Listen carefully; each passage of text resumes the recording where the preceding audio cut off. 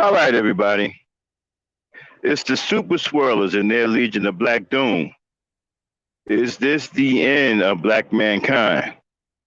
You know, people always said that we were doomed to destroy ourselves, but they weren't just talking about black people.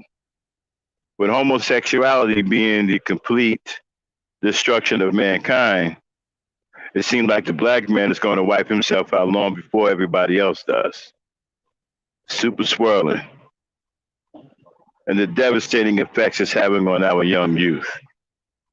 We're going to talk about it tonight on the OverDrive. Hit it, thing. Let me see you go back. Let me see you come through. Now let me see you go back.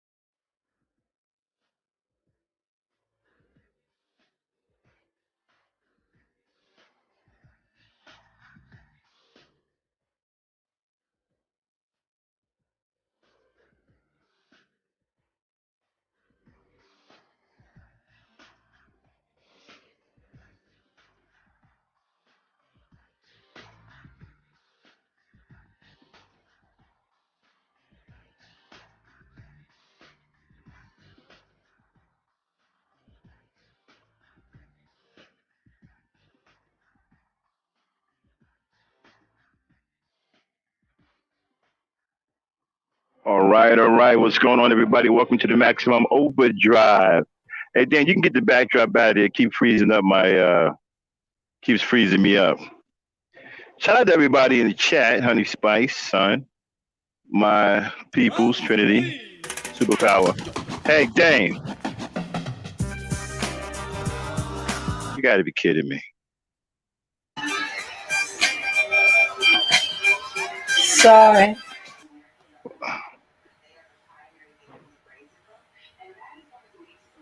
All right. Anyway, sorry for the technical difficulties. One of these days, we're not going to do stuff like that. Anyway, shout out to everybody in the chat. Yeah, we're going to get it on tonight. Hey, the black man or whatever he is today has lost his ever loving mind. Um, there's an epidemic of swirling going on.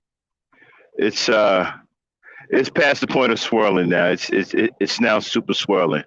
These young boys now are coming up not even knowing black women. They don't even have any care for black women at all. They prefer non-black women.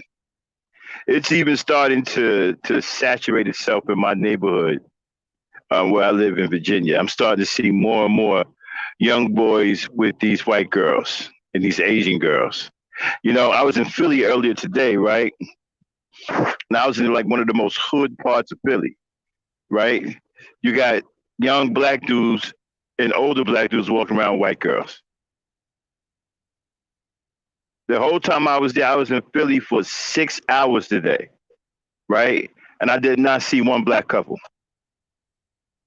Not one black couple. I seen nothing but white girls and black dudes, young and old. It's like they done went out of the hood and imported these white girls from the near surrounding suburbs and done brought them back into the heart of the hood. The heart of the hood, right, is being gentrified by Negroes. And I'm starting to see it everywhere I go. More and more black dudes with white girls. I don't hardly see black women with white guys. I rarely see that. I only seen that once in way out Midwest somewhere. I think it was up by Utah somewhere. But everywhere I go, I see more and more black dudes with white girls. Black dudes now are super swirling. The black man now has no intention on living anymore on this planet. He is hell bent on eradicating himself from existence. He has completely abandoned the black woman. This black man today is not even a black man. I'm serious. These young dudes, they're done. They're gone. Their whole conversation is messed up. They don't even know anything about being black. They don't even know who they are anymore. And I blame a lot of that on you Negroes, you older Negroes, because you were supposed to teach them who they are, and you failed to do that. And you let these punks like the Manosphere come in and poison their mind. Now they don't even know who they are. They don't even know who black women are. They don't even see black women as a choice. Most of them don't even see black women as a choice in their life anymore as a mate. They are automatically going straight swirling. They're automatically going straight non-black. And that's the fault of you worthless Negroes who have let us down, let the community fall in shambles, let punks like the Manosphere come in and poison the mind of your youth. Now they don't even like black women. They prefer non-black women. That's their choice now. And it's showing up everywhere. It's even affecting my hood. They going to get these white girls. They stepping out of the hood, going up into these suburbs and sundown towns and snatching these Beckys up and bringing them back to the hood. You got Beckys crawling around in the heart of the hood. Places that white men don't even go. You got Beckys in the hood, man. The hood. They're going out and they're bringing them back. It's like they're importing them. Hell, it's starting to look like fucking migration right now. These young Negroes are institutionalized. They are institutionalized interracial. They have institutionalized interracialism. They are a prisoner of socialism and liberalism. Completely institutionalized with interracialism. They don't give a darn damn about being black.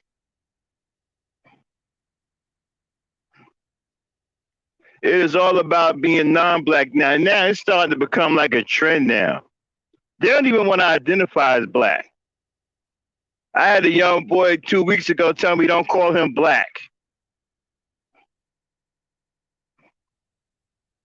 They don't even want to identify as black.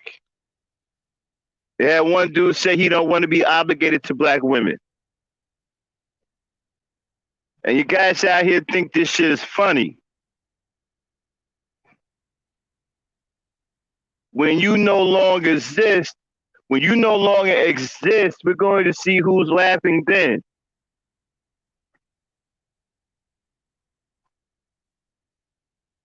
Because these young boys with this super swirling mentality, that's supposed to be our future. How are we going to have a future of a new crop of black men and black girls when they don't want to be with black girls? They don't want to be with black women.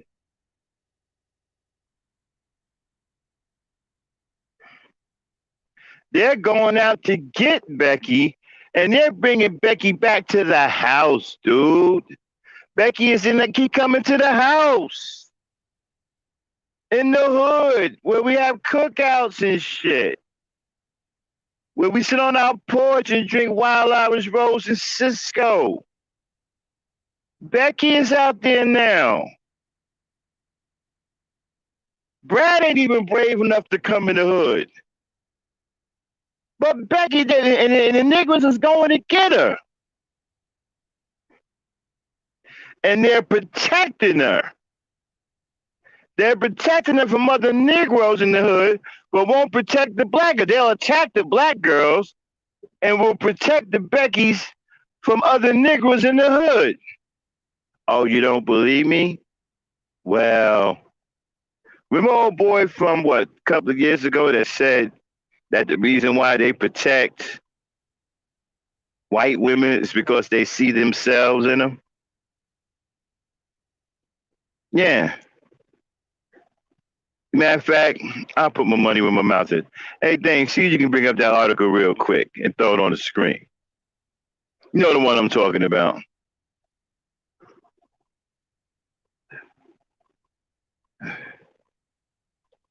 Where is my co-host?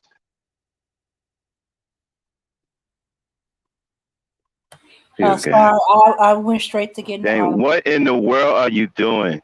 I'm getting the article. Okay. All right. Here's the article. Okay, read it. Okay, this is what the youth are saying. This is what these Negroes. Now, this is from 2019, right? But it's still the mindset that they have now. The headline said that maybe black men protect white women because they see themselves in white women. So you got black men who believe they see themselves in white women. How does that work? How did that even happen? How is a Negro slave walking around here saying he sees himself in a slave master? How did that happen?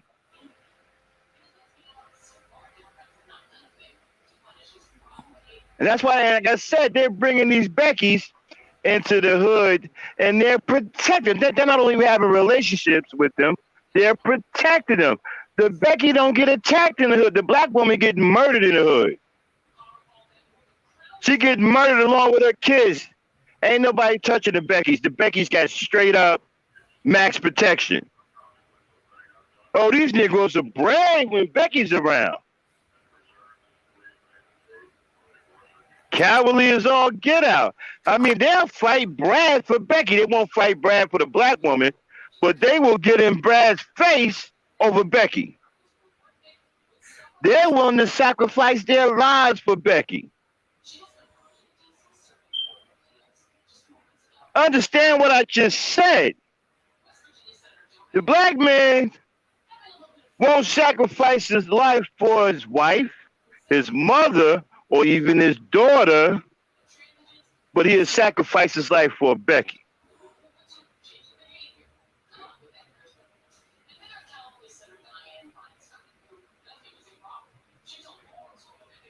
We had some fool already say after his daughter got smoked that he'll die for his homies but won't die for his baby girl. So the black man don't want to have nothing to do with laying his life down for the woman that brought him into this world, but he got no problem laying his life down for the woman that's trying to take him out of this world.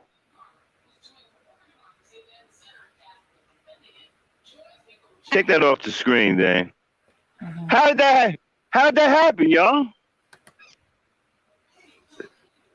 Where we at? The black man is gone crazy. Mm-hmm. He's no longer in his right state of mind.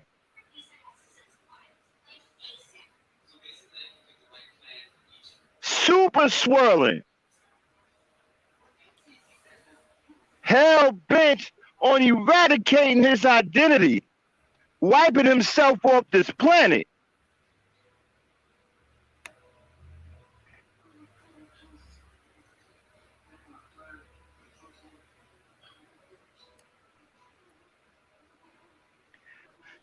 James, they're bringing the Beckys into the hood and they're protecting them.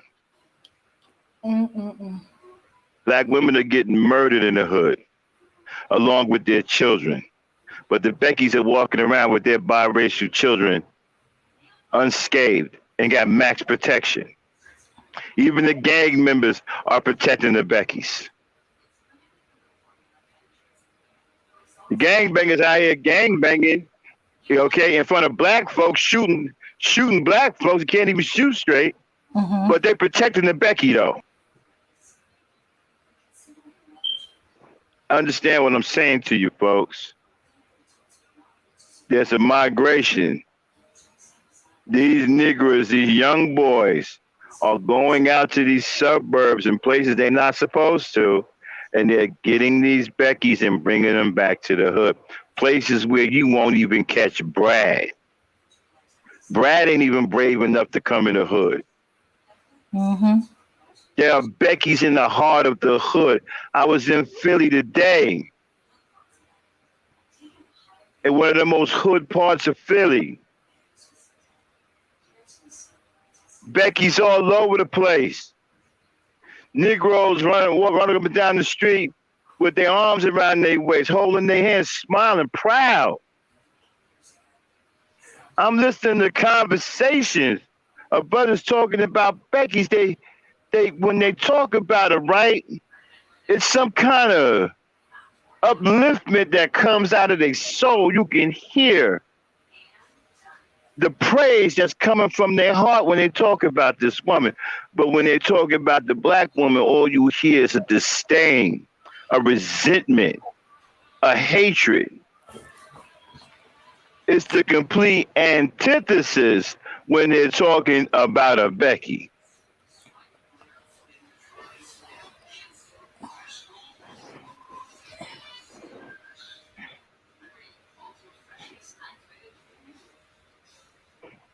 What's going on? The black man is nuts now.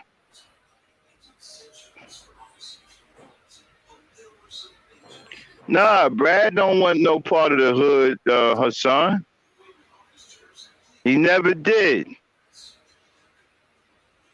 But these niggas done brought Becky into the hood. Mm-hmm. And even where I live at, where it's all black, they starting to infiltrate down there too, man. They all over. And it's nothing but Negroes with them, man. And I have yet to see a black woman and a white dude together yet. They keep saying black women are doing it too. Well, they must be doing it somewhere on another planet because I haven't seen it yet. Yeah. You know. That's a rare thing. One in a generation. Mm-hmm. Mm-hmm. I guess because we more aware of the history, it's it's in our bones. It takes a lot, and then a lot of them find them attractive. And we just found something else out, y'all, that the homosexual community have been tricking us for centuries, man. We just found out that these superheroes in these comic books, they represent homosexuality. You got men, grown ass men in tights, tighty whities, leotards. They cross dressers, man.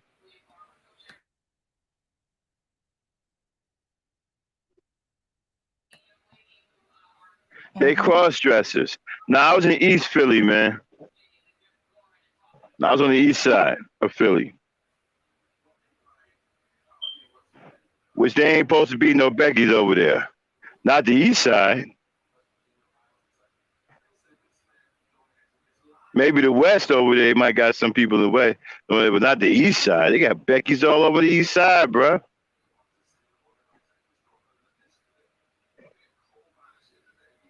I was over there at Coca-Cola. Yeah, you know what, y'all? Ladies, stop letting your boys be comic books.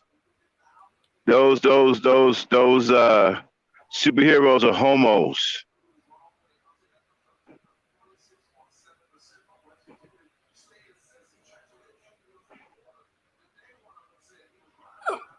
Man, this swirling thing is crazy, y'all. I mean, it is out of control, man. These young boys, they all over the place. They starting to multiply like termites. I mean, they all over. I mean, it's like all of a sudden it just started happening.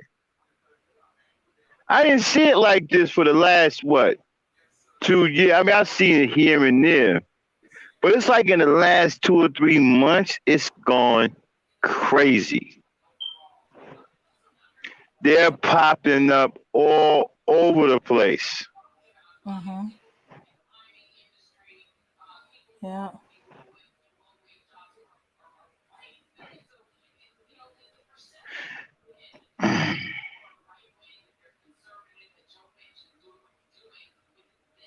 Yeah, we just figured out. We just broke the code, man. That's all a representation of homosexuality. That's to confuse. That's to confuse your child. They cross dressers, man. No, but when you really think about it, right? Straight people don't dress like that. All that costume, cross dressing stuff. That's all a representation of homosexuality. It's no different than having an alpha male and a beta male, with the alpha being the top and the beta being the bottom, right? Case in point, Batman and Robin. What is an older man doing with a young boy as a sidekick? In real life, that would never happen because the older man would probably be the father, right? But here you got an older man, much older man, running around with a young boy as a sidekick. That's kind of like Mambler right there. And it goes on and on with the tights, the tight-fitting, tighty-whitey underwear, the leotards, I mean, it's bad. It's bad. It's bad. The more you get into it, the worse it gets. It's bad. And they do that to advertise homosexuality to other homosexuals while desensitizing your male boys, right, to men dressing like this, to men dressing outlandish like this, right? This is why you now starting to see a lot of young boys, right, in soft color clothes like pink, yellow, wearing different color hair. They got them dressed like little girls now. Like the little boy that got shot in the arm by the crazy Asian dude, right? He was dressed like a little girl.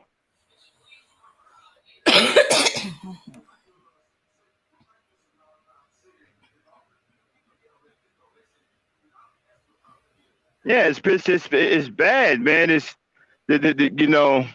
Now I see why they got irritated Genie up out of here. He was exposing all of this stuff. This shit is bad, man. The homosexuality is real.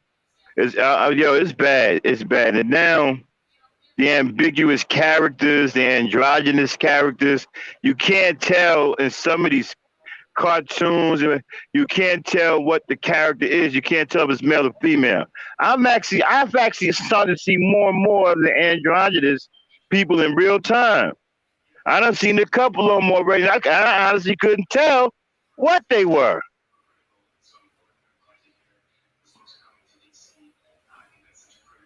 It's getting bad, folks.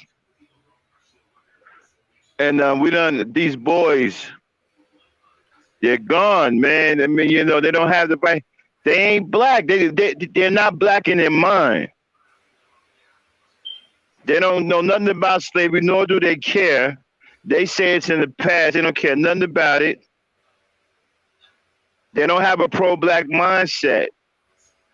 To them, the non-black women are the women that understand them. I mean, listen, you got young black boys talking about they see themselves in a white woman. What is a black boy doing saying he sees himself in a white woman? Mm-hmm.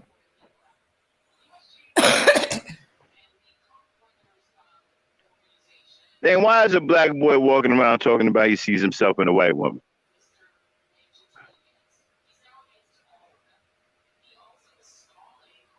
Okay, apparently she didn't hear me. I think. Dang. Are you on the show today? Yes. Okay. I think it's because I think it's that some of these boys been like they are the only black person in these communities, in these schools, and they surrounded by black. They grew up with black kids, and they fit in. They participate in everything black. So they find they have more in common with white kids than black kids. All right, pull up that other article and put it on screen. We're gonna want you to read a little bit of it. Now, I want you to hear what these young boys are thinking, so you don't think I'm making this up. This is the way they see it now. They don't have no conscience of black women. It's like their conscience has been erased.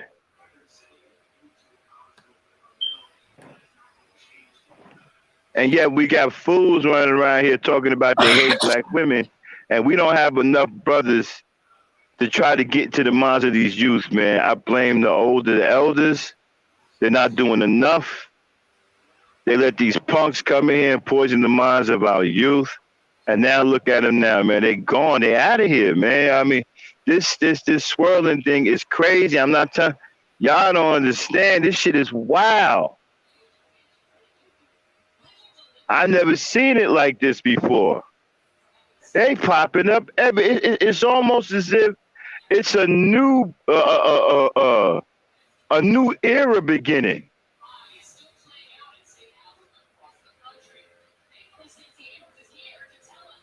Okay. You ready? Yeah. Okay. Black teens talking about dating in the white community. Okay. A young black man who's 18, Jaden, he said he was told when he first got to this school in San Francisco, white guys was coming to him going, you can get almost any girl because you're the new black guy. Okay, stop right there. So that means he must have went to an all-white school. Mm-hmm. If he got some white dude run up and talking about, well, you the new black guy, he must went to an all-white school. Mm-hmm. Yeah. The guy joked about snow bunnies, white girls who are into black guys.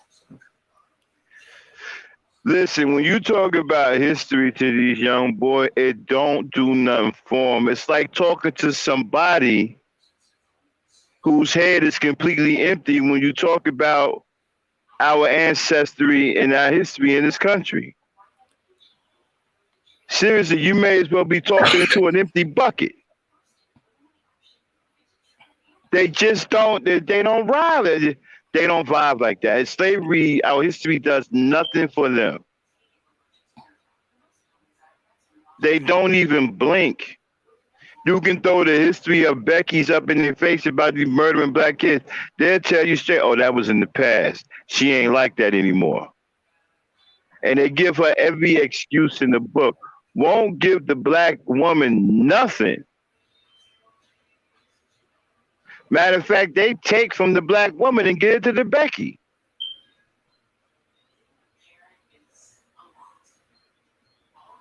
Go ahead. Okay. Another young black man, 18, named Matt. He says when white girls express an interest, he feels that he has to play a role of a stereotype. Now stop. Now check this out. He feels that he has to play a stereotype, right? But that still won't stop him from seeking out white women. These guys, man, they're ignoring everything when it comes to the white woman. They're ignoring the fact if they had to sit outside in a gorilla suit and eat bananas and swing from vines, they would blow it off. If they was out there getting tarred and feathered, they would blow it off. Hey, it's just, Becky gotta cut it out, you know what I mean? She gotta understand that she shouldn't be tarring and feathering people no more. They could be out there getting tarred and feathered and will overlook it. They don't care. This is something different, y'all. This is not, I'm telling you, this is something different.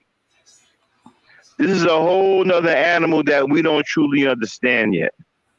This new breed of black kids are different. They're coming with batteries included, powered by the great big swirling machine. As a matter of fact, the brand of the battery is called the Swirler.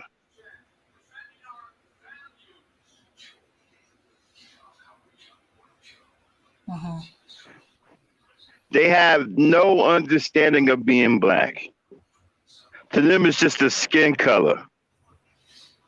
And then they think that it's better not to identify with it because it holds them back in pursuing white girls and non-black women. Now, it's more than a spell. This is more than a spell. This is a way of think. This is a way of life down for these young boys. Mm-hmm. We done went way past the spell. This is a way of life for these young boys. Like I said, they don't even want to identify with being black because they don't want nothing to get in the way of them pursuing non-black women. Max, a thought occurred to me. Because they have to play this role of stereotype, they always complaining about that black women prefer the bad boy, but that's not our MO. That's Becky's MO. That's why she goes. Man, they don't. For black. Man, look, they don't care. They don't care nothing about what black women are talking about. They only care about non-black women, and they're willing to overlook everything. Mm-hmm. If you tell these boys now, hey, Becky used to feed black kids to alligators. Yeah, but that was a long time ago. She ain't like that now. They are humanizing Becky and dehumanizing black women. Mm-hmm. Like I said, Becky can walk through the hood protected. The black woman walked through the hood, she might get shot. Becky can walk through the hood protected. If somebody busts a cap at Becky, somebody gonna run down that bullet and turn it around in another direction just to make sure it don't hit Becky. Seriously, somebody shoot a gun at Becky in the hood. One of them Negroes is going to turn into the Flash and put on bright red and yellow leotards and a hoodie with wings on it and large yellow boots. What does that look like to y'all? Bright red and yellow leotards with a hood with yellow wings on it and big ass yellow boots. That don't sound like a cross-dressing freak to you?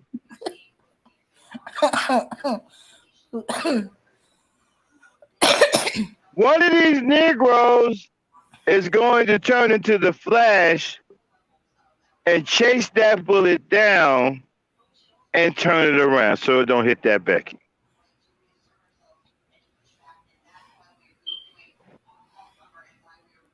Yeah, finish reading the article, Dan. Okay. All right. Putting up a front like that can be stressful. One of my insecurities is not living up to the hype. So he's twisting himself in a knot to feel some kind of role because Becky has idea what black men are and how they're supposed to be, and it don't be how we are. Okay, stop. Y'all hearing this? Becky has an idea what black men are and what they're supposed to be. These are the same black guys that see themselves in a white woman.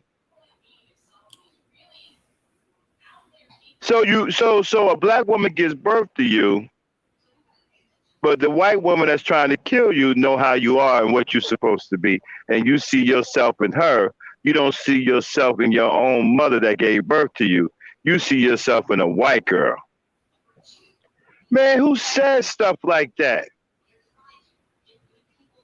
Man, these people are crazy. I'm telling y'all, these dudes are out. Man, they gone.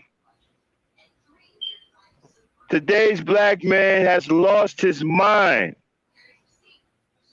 and his way and his identity. They don't even know who he is anymore, nor do we care. Go ahead, Dane. Okay. Another 18-year-old Jameson, he's saying that he can always feel eyes on them when Stop. on him. I want y'all to take notes of the ages of these young black men. Mhm. Both are 18. Ouch. They're hitting us where it hurts. Ouch. They are both 18 with this kind of mentality. Keep that in mind. 18, both of them, with this kind of mentality. Go ahead, Dane. Okay. Yeah, he can feel eyes when he's with a white partner, and his former white girlfriend didn't notice these same looks.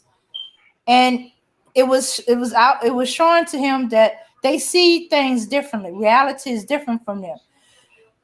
And one of the final straws is she wanted to take a shortcut through an alley late at night. And he had to explain to her why that would be risky for him to do. And she wasn't getting it. So he broke up with her for his own safety. You know, if you notice the way they talk, their world don't even have black women in it. Mm-mm. All they're talking about is white girls. Uh-huh.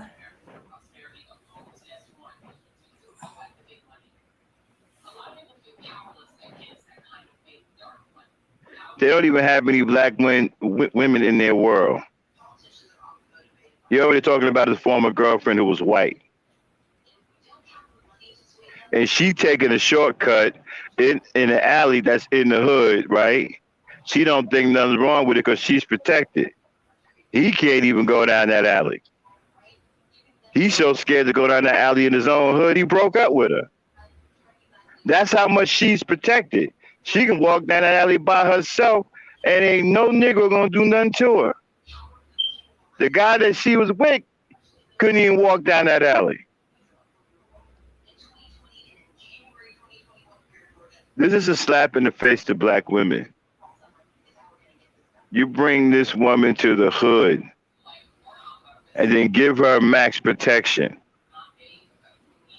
and you won't do that for the black woman. That's a slap in the.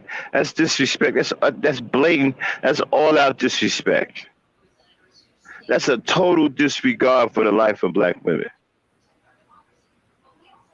Dane, did you lose your spot, or are you finished reading? I'm finished reading. I thought I had another young gentleman saying something, but no, the rest of them are girls.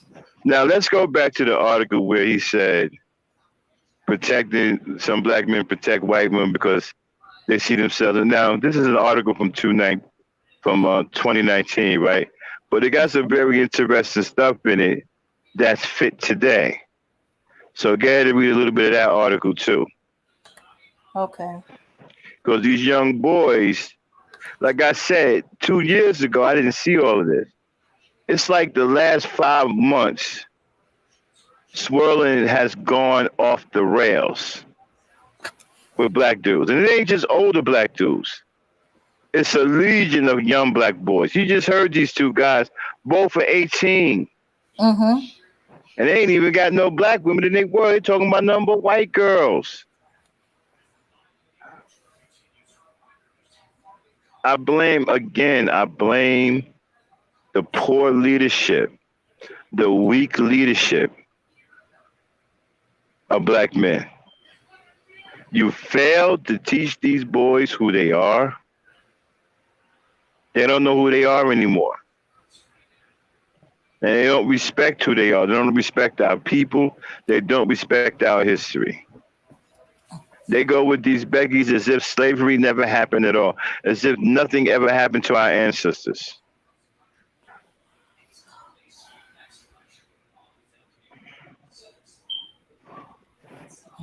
Do you have that article, Dan? Yes. Yes. All right, put it back on the screen. Okay.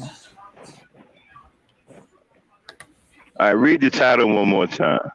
All right. Maybe black men protect white women because we see ourselves in them. Maybe black men protect white women because we see ourselves in them. Who the hell says something like that? Mm-hmm. Now, again, this article is from 2019, but still. Go ahead, read the article. Okay. All right. Now he talks about his crushes in high school were all white girls. All white girls. Mm-hmm. Hey, highly favored. They single in Virginia too. Black women are starting to become single all over the country. All over the country. I'm talking about droves of black women are becoming single. These dudes have lost their mind. They've lost their way. They have completely brought in to white supremacy. They have completely brought in to Becky being a replacement for the black woman. They've completely brought into that. Again, Dame, read the article. Okay. It was about the only way by which he judged his social value by how many of them he was of interest to. So that's how he judged his social value. In fact, the first girl to ever hear the words "I love you" from him was a white girl. Wow. Mm-hmm.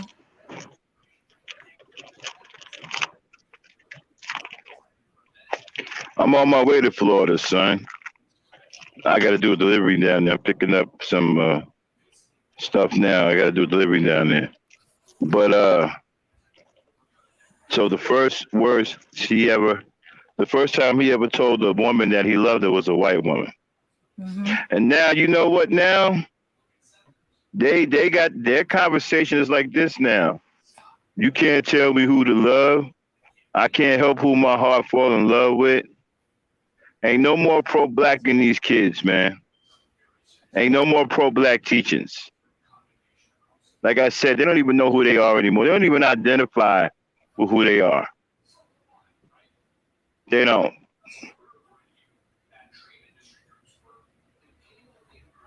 Mm-hmm.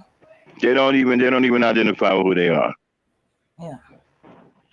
I mean, it's gotten to the point now to where they don't want to identify with being black at all Mm-hmm. because they feel that that might hamper them or somehow stop them from pursuing non-white women. Yeah, I believe they do. They see themselves as being white. Either they see themselves as a white woman or a white boy.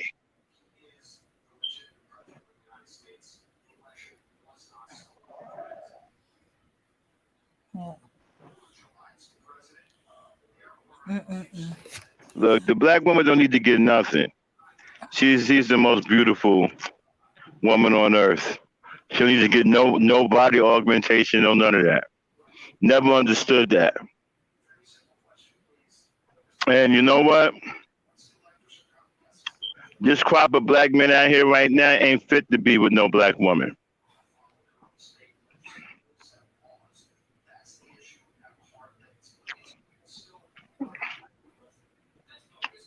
Y'all gotta start, you know what y'all gotta start doing?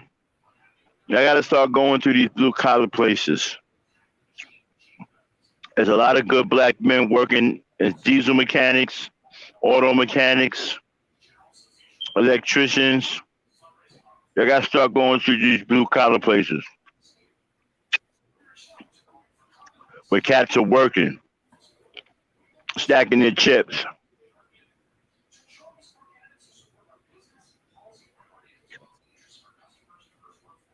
Cause this crop of Negroes out here today, they ain't fit to be no husband. They ain't fit to be no father. They're not fit to be with no black woman. I mean, it's crazy to think that a black man believes that he sees himself in a white woman.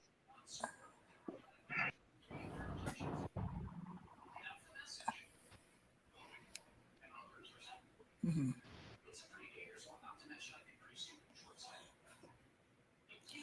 Yeah. All right.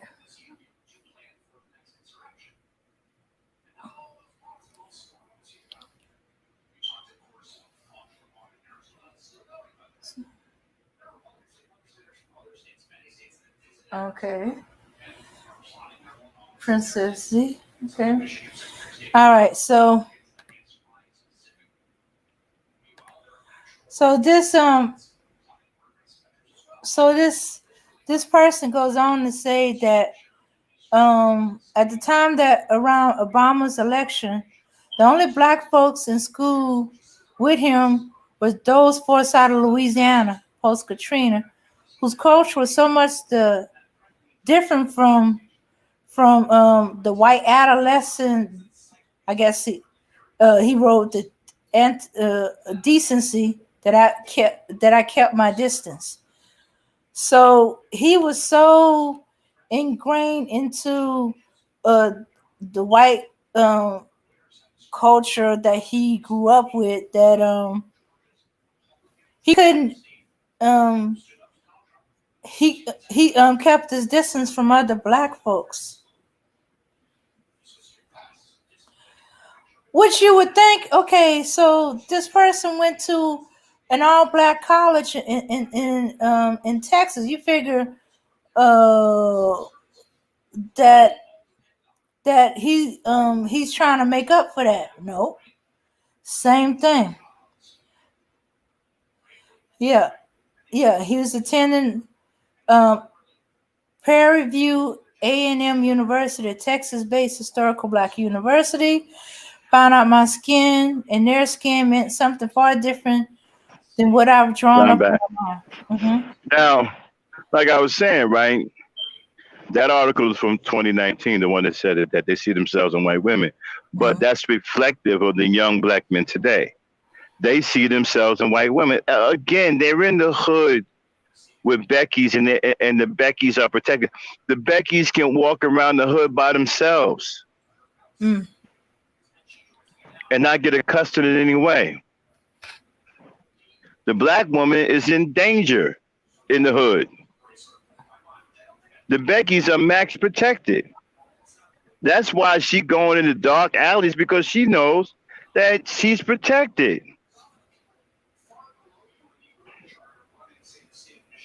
I mean, yo, look, Black woman, you gotta cut your losses. This generation of Black men are finished. There ain't no saving them, ain't no going back, ain't no reconcile. This crop of Black men are finished. Now, what's coming up after them, right? It's even worse. I don't know what's going on, man. All we can do is try to get together, some of the elders, and try to intervene and try to get as many young Black men as possible and try to turn them around. That's what I'm doing with Gen Culture. That's why when I do my Gen Culture, it's geared towards young Black men. Trying to get their mind right, trying to wake them up, trying to get them geared more towards Black women. That's what I do with my Gen Culture show.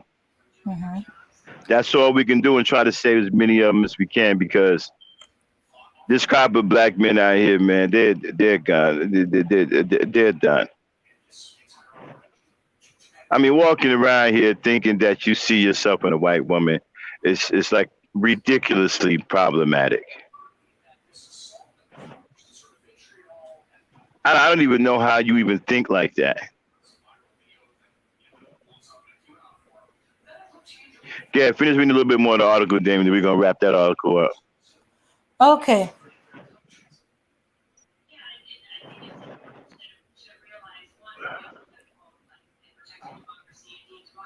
Okay, what white women means to us as Black men based on what it is we mean to ourselves in proximity to whiteness.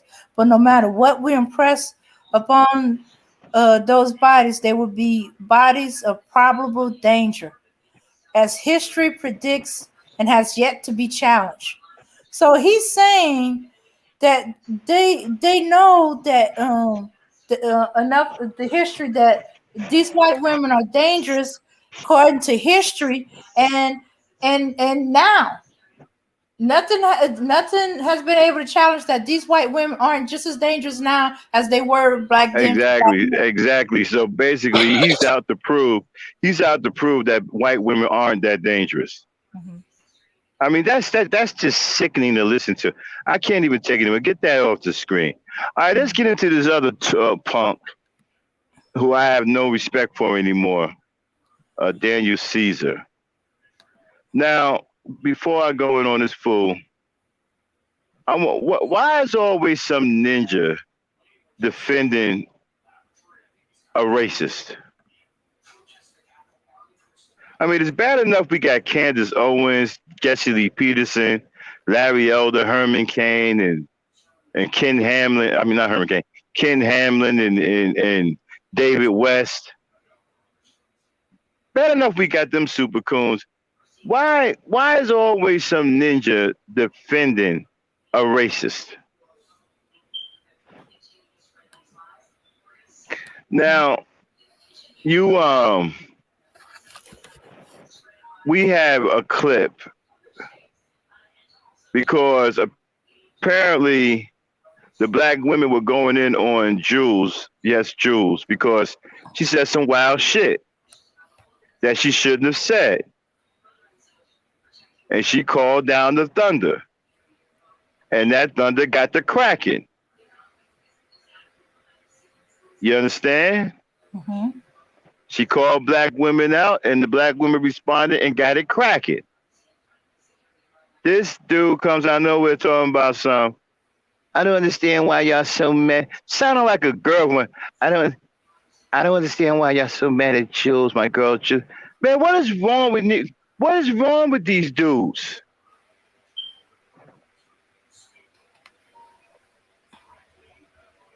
Y'all gotta understand. This is driving me nuts because I'm 54. I come out of the late 60s. I grew up in the 70s, 80s, and 90s. I don't know none of this. I don't even know what this is. I come from that hardcore pro-black stuff. I still got an afro pick with the fist on it.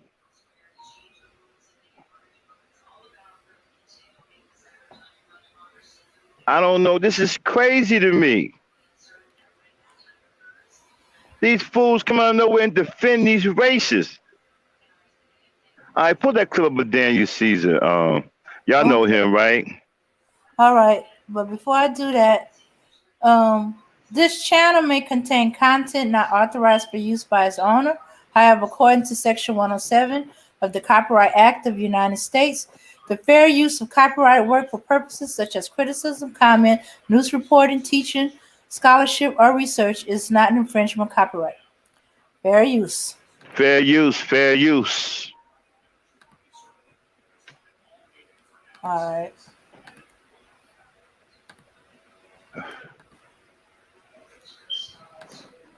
All right. Make sure you share the screen. Chat right now, I can't tell. Yo, I gotta make sure there is. I love you guys. Yo, you guys are listening, and I love you guys so much. But we're like talking about something serious. So I'm like, I don't want to talk about shows or like being, like artist stuff. Why? I don't know which black people are in here, but I want you guys to talk up right now. Why do we? Oh, I saw it here. I heard something drop. Why are we being so mean to Jules? Why are we being so mean to white people right now? Okay, stop. Y'all heard what he just said? Why are we being so mean to white people right now? And is this Negro crazy? Is he smoking something? Yeah. Go ahead, Dane. Yeah. And the ironic part is. Play it.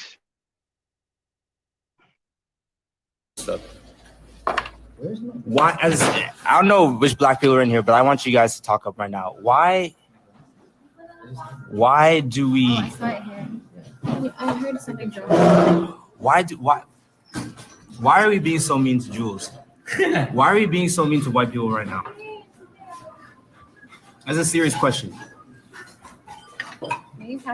Why is it that we're allowed to be disrespectful and rude to everybody else? And when anybody returns any type of energy to us, that's not equality. I don't want to be treated like I can't take a joke.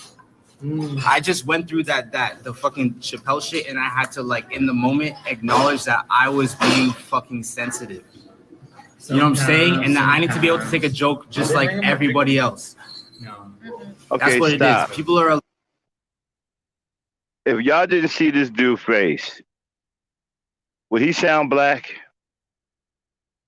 Or would he sound white? Dame? If you didn't see his face, would you think you would listen to a black dude?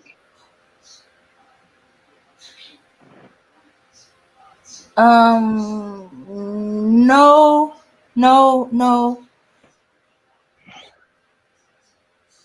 He sound white to me. He sounds like he has a straight whitewash personality, a straight whitewash mentality.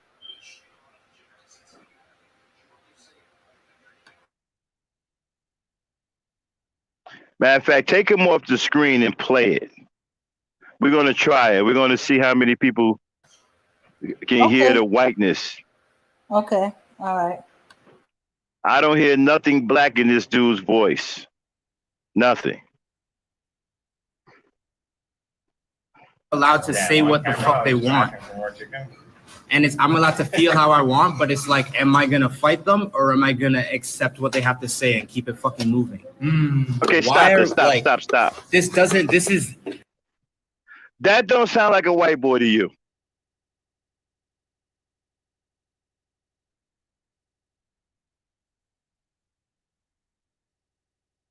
Exactly, son. A gay white man. Dang. Okay, I don't know what. Yeah. I'm on that other tab. Okay. Yeah. Son says he sounds like a gay white man. I agree. Yeah, actually he do. Or I tried to tell you. I tried to tell you. You sound like a white boy. He don't sound like no black dude I ever heard. Okay, get put it back on the screen and play it.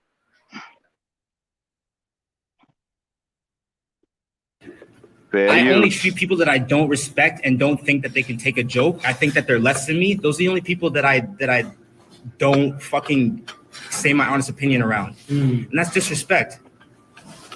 White people I see what you're saying. White people haven't mean to us in the past. I have what are you gonna do about that? Tell me what you're gonna do about that. There's no answer other than gaining understanding and keeping it moving. That's some biblical shit. You're bridging the gap, man. You have to bridge the gap. I'm sorry, I'm drunk as fuck right now, okay? But I don't care. That's not helping. I've seen it. As we are an independent company, Golden Child is an independent company. As an independent company, me and my dogs right here, we have the opportunity to employ black people.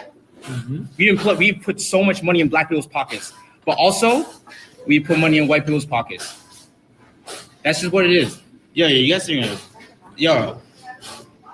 all I'm saying, you have a pure soul because your goal is love. All I want is love. Man, what is he even talking about? What is he talking about?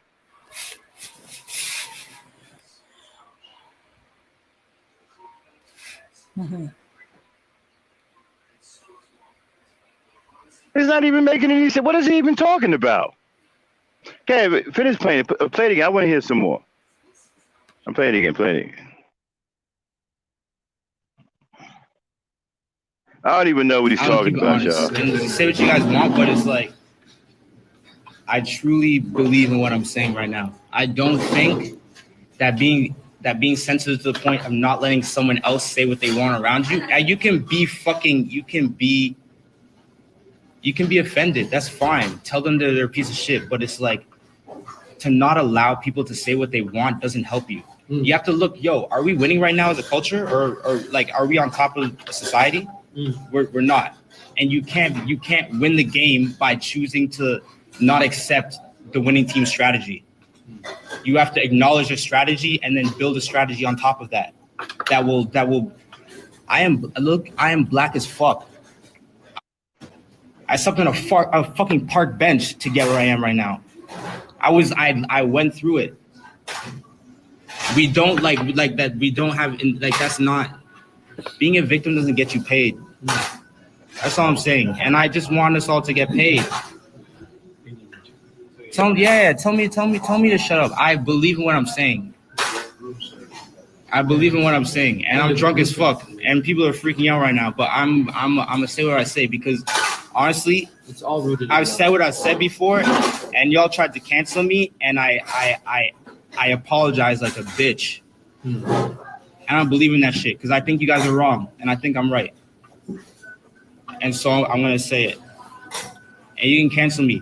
I'm making music right now. I'll put it out. You guys don't have to listen to it. Cancel me. Make me broke.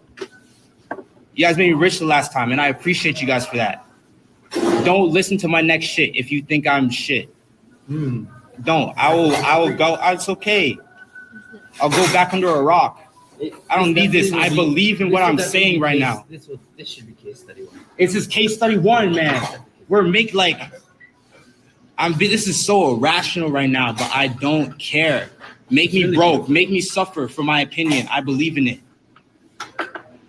And like I saw that shit. Honestly, even I'm gonna keep it real. The Joe shit, I was mad. You know what I'm saying? I was mad. Same way I was mad in the room but it's like, say what you want, bro. I believe we all be projecting all the time. And I think that Dave was projecting, and I think that Joe was projecting as well. All right. Yeah, that's enough for him. Dame, see if you could find what Yes Jules said about black women. All right? Mm-hmm. Google that and see if you can find that. While you do that, let me talk about this fool here. All right. He said, being a victim doesn't get you paid.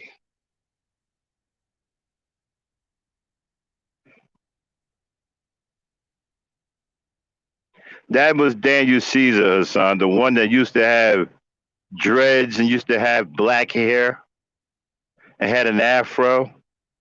Apparently, he done sold out and done sold his identity because now he's on some being a victim doesn't get you paid.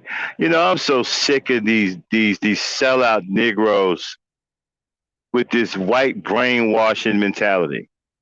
White brainwash mentality. Being a victim don't get you paid. Look at the winning team strategy and put a strategy behind it. You already put a strategy behind it. It's called getting on your knees and open your mouth wide and perform fellatio. Remember we talked about that before on my other show? About how the sellout man walks into a room and sees Michael Buffer and gets on his knees and opens his mouth wide. And Michael Buffer goes, drum roll, please. Let's get ready to fellatio.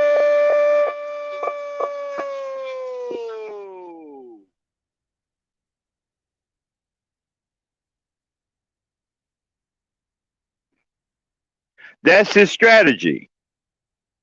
Because he sure enough ain't putting together no winning strategy.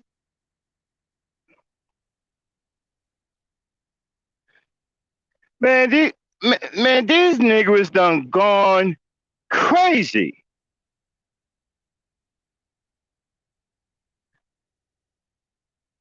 What are they even talking about anymore?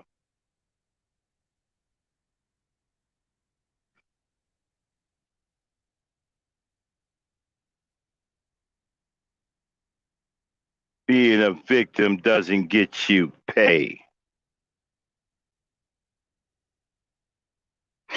Apparently being a sellout does, and giving fellatio to white men gets you paid. I'm sure Mr. Seizure is on Michael Buffer's most VIP list. Razi, what's going on, my brother? Long time no see.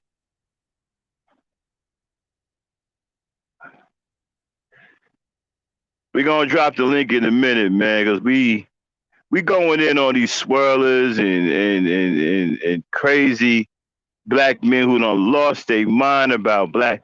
And this fool here who done sold him, he done sold out.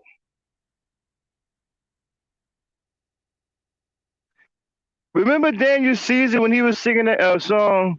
Ooh, whoever thought I'd get you? He looked black, right? He had the afro, the dreads or something in his hair. Now it's instead of who would ever thought I'd get you?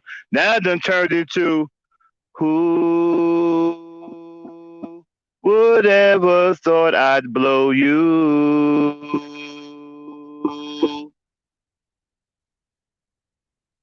Come on, everybody, let's do the new Daniel Caesar. Who would ever thought I'd blow you?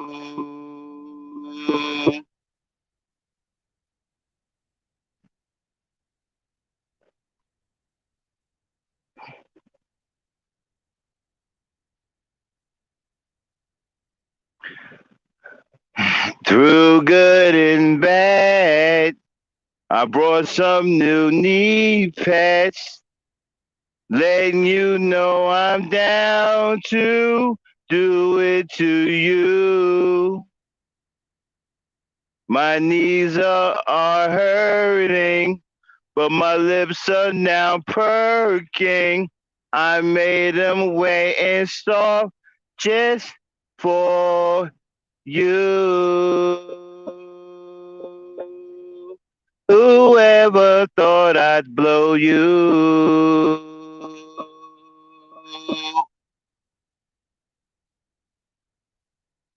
Who would ever thought I'd blow you?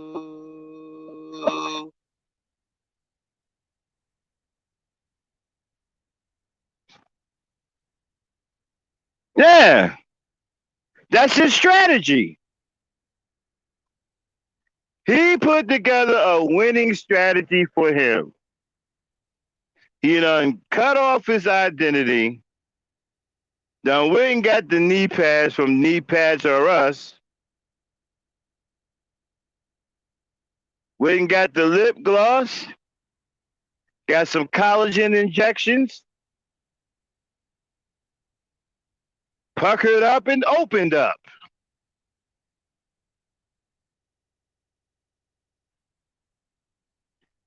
Who would ever thought I'd blow you? That's his new song to the white man.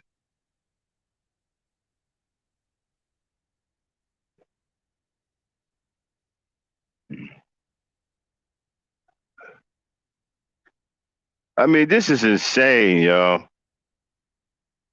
What in the hell has happened to black men, man?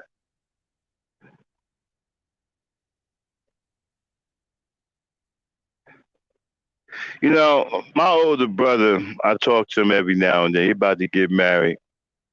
He down in South Carolina now. If I start talking to him about these boys, man, he gonna be like, what? Man, we don't know nothing like this. We come out of that old school pro-black stuff. We come out of a time where black men loved black women. Black men made songs of love for black women. Black men sung their heart out for black women. We don't know any of this crap. We don't know this stuff.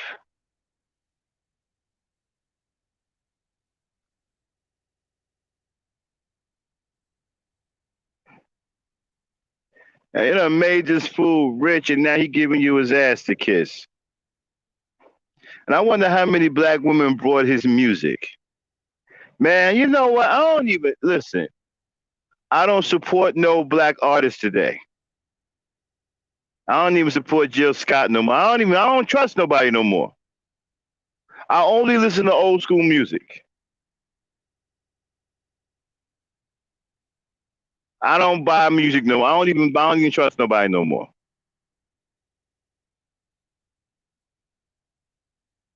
If I want to hear some music, I listen to the old school stuff. I don't mess with none of this new stuff. I don't mess with none of these new crazy ass artists. These old devils, I don't buy none of it. I don't listen to it. I don't trust none of these artists today. None of them. The music is crap, but you know what? Say what you want about Bruno Mars, but you know what? They done 86'd him. Yo, man, Bruno a bad dude, man. They done capped it. Yeah, you notice he don't make any more music, right? I mean, I know he done made enough money and everything, but I'm just saying, he don't even make any more. I mean, they don't even play his music anymore on the radio at all. I remember one time they was playing his songs in rotation, like out of control. You don't hear his songs nowhere no more. You don't hear his songs no more. You know why? Because his songs really wasn't about sex. You know, he was trying to sing about love, right? They don't play his shit no more.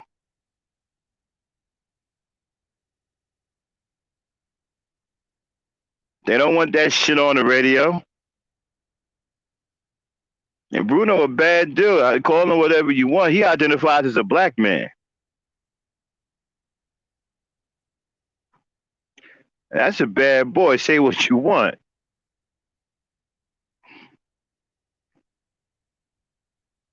But he identifies as black, and they don't even play his music no more.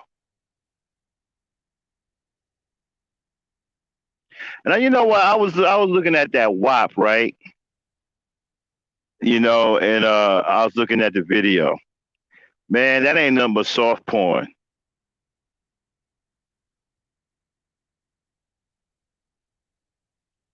That's a porno.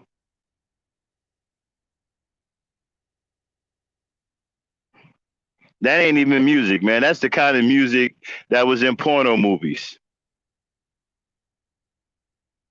That's soft porn. And Meg Thee Stallion look like some kind of.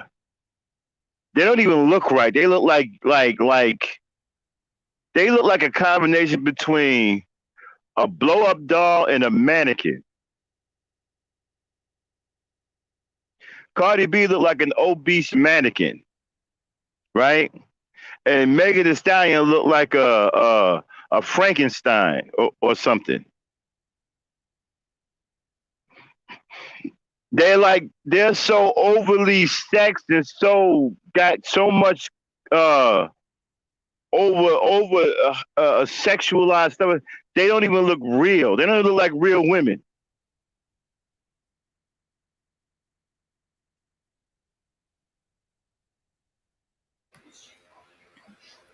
Yeah, bro, speak is lame, and they don't even look like women, bro. They're like they're the most overly done women I've ever seen in my life. They're so overly done. It's like, hey man, can you stop trying to make them look sexy? You know, like put every sex thing on them that you can possibly find, dude. It's like they look like experiments. Tell you, Cardi B looked like a giant, obese mannequin.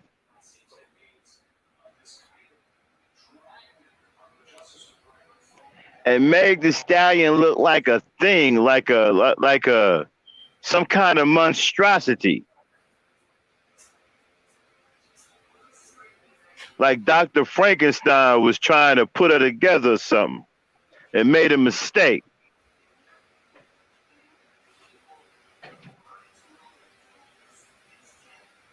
They look like a couple of things. They don't even look like natural. They look like a couple of things. They got so much stuff on them. So much artificial stuff on them. It's ridiculous. They may as well be walking around in permanent costumes.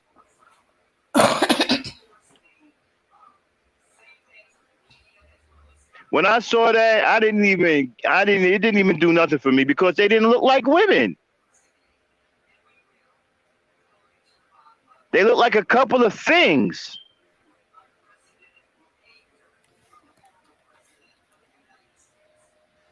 It's the over sex appeal to the point where there's no sex appeal. Dane, did you find it? Yes. All right, let's hear it. Okay. All right, this is according what fair use. This is what Daniel Caesar is defending. This is Jules going in on black women. Go ahead, Dane. For y'all who didn't hear it. I never heard it, so I want to hear it. Go ahead. Oh, okay. Okay. Okay, what happened? Okay. All right.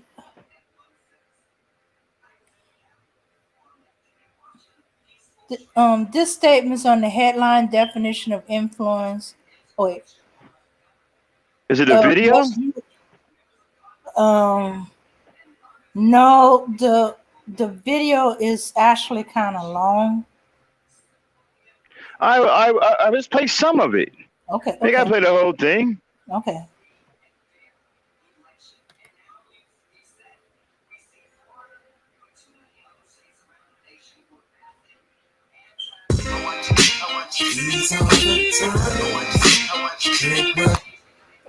Probably so, but hey, You didn't eat. I didn't even eat. Where's his coffee? That's all I'm saying. Right. If they had coffee, then maybe you would have. So tell me why y'all not. Okay, then go on pause and Mhm. go behind the scenes and get to the point where she's at, and then come back. Okay. Okay. All right. Go on mute while you're doing it, and make sure you don't have an echo. We just Okay. want to hear her part. We don't want to hear these dudes.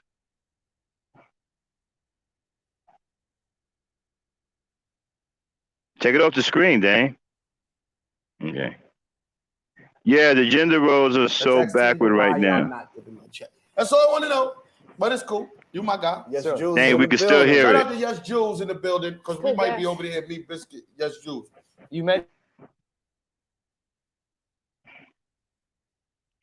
Yeah, the gender roles are all messed up, man. It's bad, man. That WAP video is terrible, man. If a guy that looks at that and think that those women are sexy, I'm questioning him. I'm questioning his sexuality. Those that they didn't look like women to me. There was nothing sexy about them. They look like creatures. They look like two experiments that went bad. They have so much artificial shit on. I'm talking about they on some Dr. Frankenstein shit. I didn't see no sex appeal whatsoever. All I saw was some raunchy, just some old raunchy shit. That's all I saw. I didn't think any one of them had any kind of appeal. They look like a combination between a mannequin and a blow-up doll to me, especially Cardi B.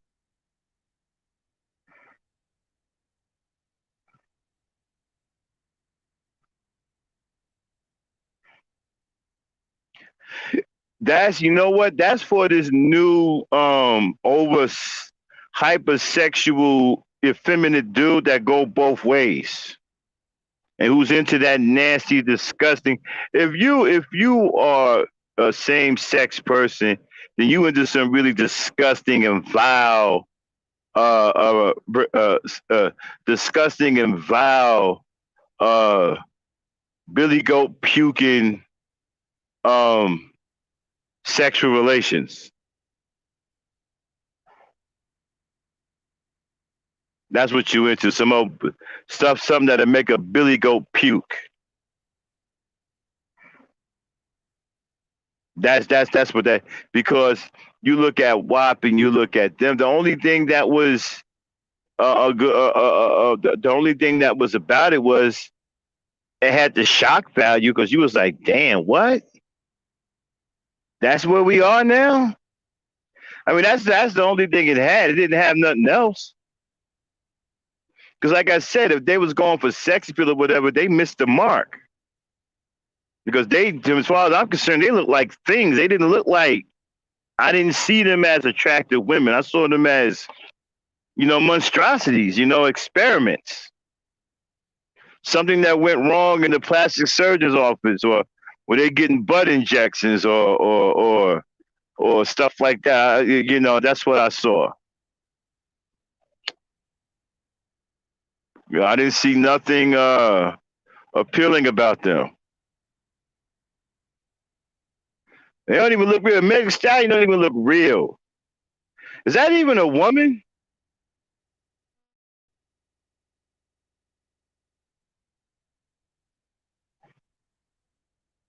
Not even sure that's a woman, man. I mean, from what I saw, and I want to know who told them that women act like this.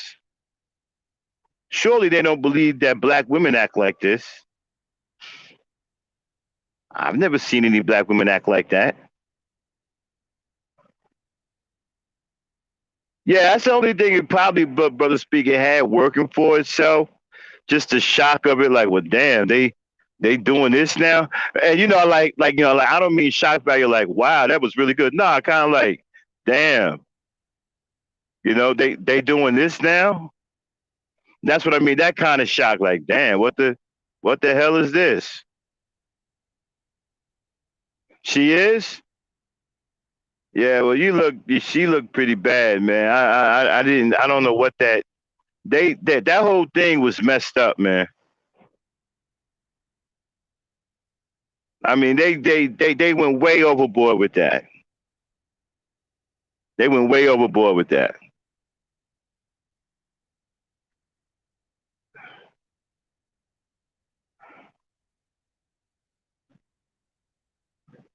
Yeah, they went way overboard with that, yo. That wasn't even, you can't, as a man, you're looking at that, like, maybe, like I said, maybe these confused, effeminate, can't figure out what their sexuality is, will get turned on by that. But as a strong heterosexual man, I can't really see you getting turned on by it. There's nothing to get turned on by. I mean, they were messed up, man. I mean, they were jacked up.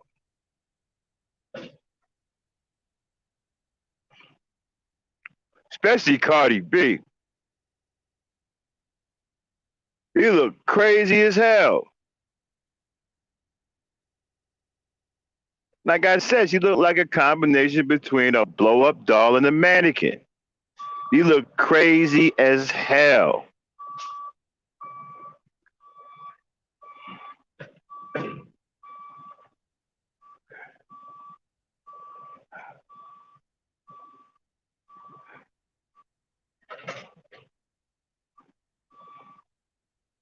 And then the song really wasn't music, man. It was just about sexual positions, raunchy sex. It's just raunchy shit.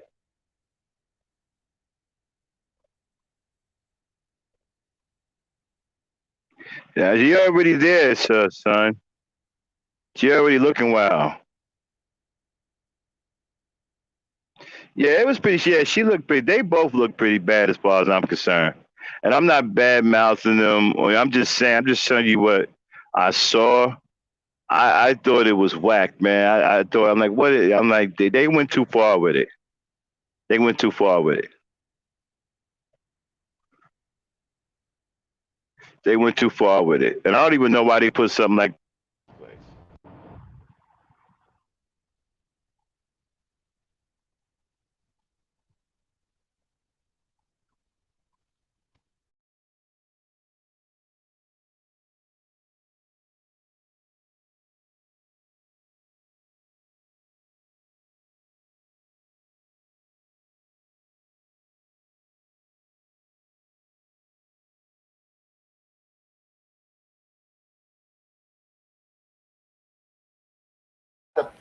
Okay, y'all.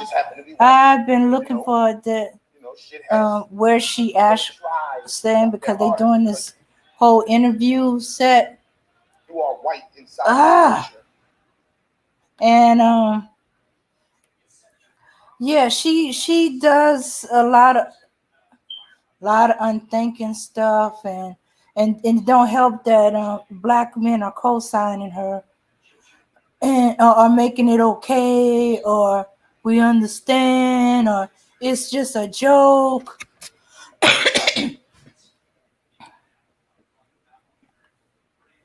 So, okay, Dan. Did you find it? No, as I said, this is a long interview. There's no short video. All right. Okay. All right. Don't worry about it. But yeah. Okay. All right. Then hold it down for me for a few minutes. I got to go back into a door. I'll be right back. All right. Well, yeah, Meg did look better because Meg's is natural while Cardi B's is let's see, pasted in, sewn in, surgically altered. So that's not her natural shape. So it ain't gonna look good on her. Oh, no. I wasn't okay, I'm sorry. I was still on Yes Jules. Cosign Cardi B, I can't remember. Future, some other ones. I don't remember. I never heard of Cardi B until I came to YouTube. I don't know the beginning of her career or whatever and stuff like that. But when I did find out about it, she was saying some things about black women too. And okay, so when I found out one of my kids, well, one of the kids from my church was listening to her, and I was like, babe, you know, babe, you really shouldn't be listening to her. She only hears the radio version and stuff like that, so she don't hear everything. I said, you really shouldn't be listening to her because she don't like black women. I said, wait. So they were a little confused. Wait a minute, she's dating black guy because they like 11 and 11 and 10, 11 and 11 and 9. Sorry, and it's like. I said, no, she's dating. I forgot who she was dating before, the black guy before Future. And I was like, yeah, but that don't mean she like black women or black people. And I had to explain to him that white women are still racist against black women and probably black people in general. You know, and then their mind was like, why would she be involved with a black man? I said, I can't explain that, twisted logic. And so they didn't take my word for it. So they asked their mama. We was leaving out and ran out of church, and they went to my mama. Cardi B really say some bad things about black women. And her mom was like, and I'm like, you really letting these children listen to Cardi B? She said, and she explained about they only hear the radio version. If I don't let them hear it, they're going to go search and they're going to find that other version. So I said, I understand, but So she said, well, hold on a second. Let me look at it real quick. Because she ain't into Cardi B that much. She just knew that she had some racy lyrics. But either way, I'm getting off track. Let me pull back. Either way, they found out about it, got their little hearts broken, and they had to understand that just because white girl, Hispanic girl, a girl of another that sleeps with a black man, don't mean she ain't racist. And that she like black people as a whole. Yeah. So, I started finding out about it, but that's how much I had no interest in Cardi B. Listen to Cardi B. I didn't pay attention to her career. I know, in fact, even though I like Tasha K and all that, and a lot of celebrity stuff I didn't watch, because I didn't know who this was. I wasn't that interested.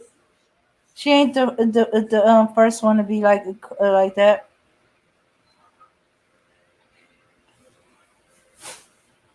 Yeah, exactly. Son. Yeah, I feel sorry for a kid though. But anyway, so yeah, Meg does look better because Meg body parts are hers naturally. Cardi B's are surgically put in. That's why she has to go do a touch-up because her butt is constantly dropping. Because that ain't naturally hers. She was doing the fat transfer, which is the least dangerous way. to give yourself some give yourself a butt. But of course, the body will move it around. Okay.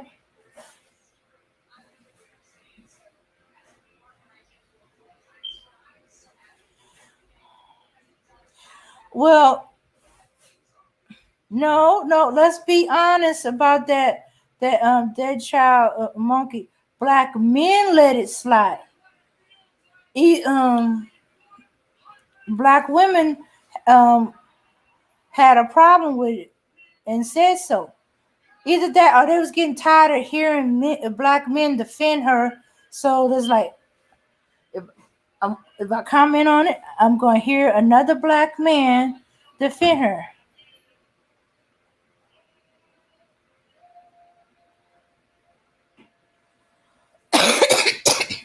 Well, so, yeah. Hey, Mika.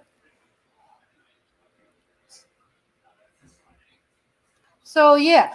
So, you get tired of hearing black men instead of checking the Becky and say, look, you don't say this, you don't do this, not even in writing, don't even send a picture. Okay, because I was at that part about the shirt thing. You don't joke about it, you don't put it in your lyrics. You're not black. You're offending a lot of black people, whatever need to, but you check them. But no, they're being defended. They're not being corrected. And then you defending them against black women who are checking them. And the one I thought was crazy was the one where she's calling a black man the N-word. Black women are checking her, and these black men are saying it was just a joke. She didn't mean it. I can't take a joke. No, not when it's like that. No, she ain't joking.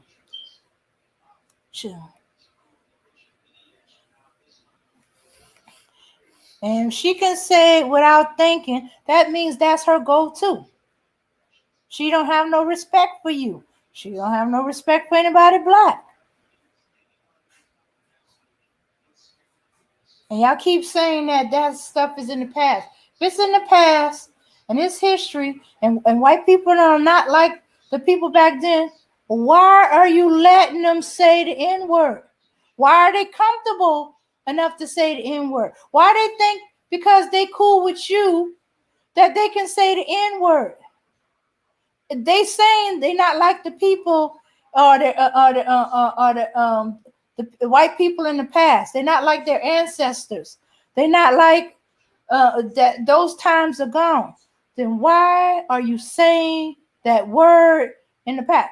Oh, because black people are saying it. We altering the word. It means different when it's coming from a black person. It can be everything from chastisement to love. I know. But it can mean that coming from a black person. There's not that historical weight that's behind that word. But when a white person says that word, they bringing all that history back to bear. And y'all allowing this. Y'all being comfortable with this. Y'all giving them a pass. Don't even get started with, when it's just us, you can say it because I know what you mean. No. If a white person is supposedly be your friends, your people, then they know never, ever say that word to any black person, not in joking, not in lyrics, not in writing. But, you give them a pass, you're making it okay. And the next time I hear that's in the past, it's not like that no more. That's back then. That's how they were back then. No, They are still like this because they're still trying to say they're just trying to get your blessing. So they are insulting you, disrespecting you right in front of your face, and you are okay with it. When your own people's trying to check them and correct them because you ain't doing it, you trying to check your people. Trying to say, don't, you can't take a joke. That's all in the past. We can't be living in the past. Well, then they are too. Nah, well, yeah. So yeah, so I haven't heard many white people use the N-words, and the one or two I checked them. You know, I hurt their feelings. I did the low blow. You know, I used what I knew about them back at them to prove, to hit my point of it. Even though, and this one was saying it to another white person. I like, you're around black people. I don't care. You're calling your man that word. Why you have to use that word? The other thing. No. And you say you respect black people just because you ain't saying it to us don't mean we want to hear it coming out your mouth. Okay, man. Yeah, see, y'all got me on a rant now. Yeah. And even though I didn't physically check that, trust me, it was a gut hit. You swear I took a knife and cut her open because that was a vulnerable spot, and I was trying to prove my point. She supposedly loved black people, loved black men, and had a black baby. It was taken away from her people. They keep telling her the child is adopted. I wonder. You know, they put the child up for adoption, but I wonder.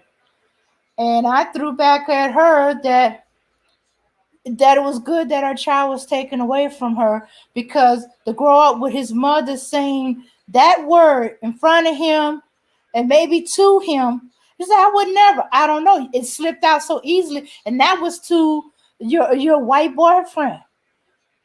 What you gonna say in front of that child? You know. So I'm glad your child was taken away from you. You didn't have hear that word come out of his mother's mouth.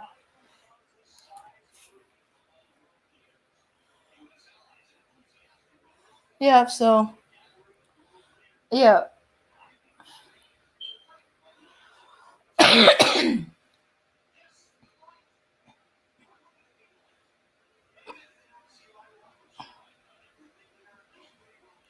Yeah, but you know, as they learn, as they learn what Cardi B calls them, and because I said, hey, she's talking about black women. Y'all are young black women. Y'all, okay, right now I call y'all girls, but y'all gonna be black women. She's talking about y'all. And she's saying these ugly things.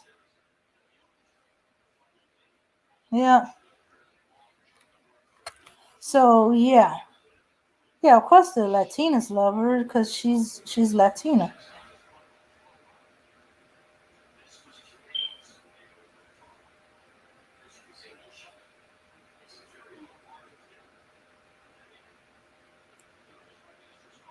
No, I didn't say Latina is a race before someone throw that out. No, Yeah, so yeah. Yeah, so yeah, of course, that's her people. She ain't saying nothing bad and ugly about them. And she's making money, and I guess they believe she's gonna be bringing it back to their community. Yeah. And she wouldn't be the first Latina to mess with rich black dudes. It's okay, truth is. But yeah. So these white girls that black men have made into caricature, or pale caricature. of black women, and then allowing them to use the N-word. Oh, it's in the song. Bull. Why she wrote the song? Why she put it in there? Disrespect. Oh, it was written on a shirt. She sent it out there for everybody to see. Disrespect, thoughtlessness, no reality of the community, of the black community who she is getting money off of. It was just, wait a minute, did I say that it's a joke? And then she's going in on black women. You're sleeping with her sons, her brothers, and in some case her fathers, and you going in on the black woman. The woman that these men came out of. So if you're going to disrespect their mothers, their sisters, their wives, you don't have no respect for them. What, they didn't just magically appear. They came from a black woman. They came from the black community.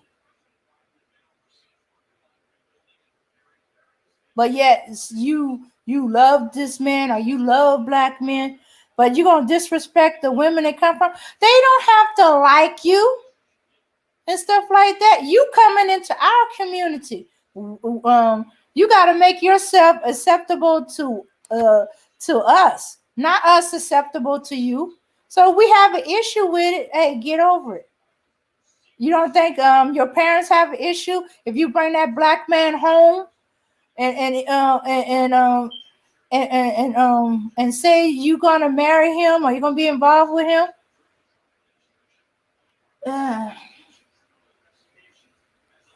Hey Max, glad you're back because I've been on 2 rants so far.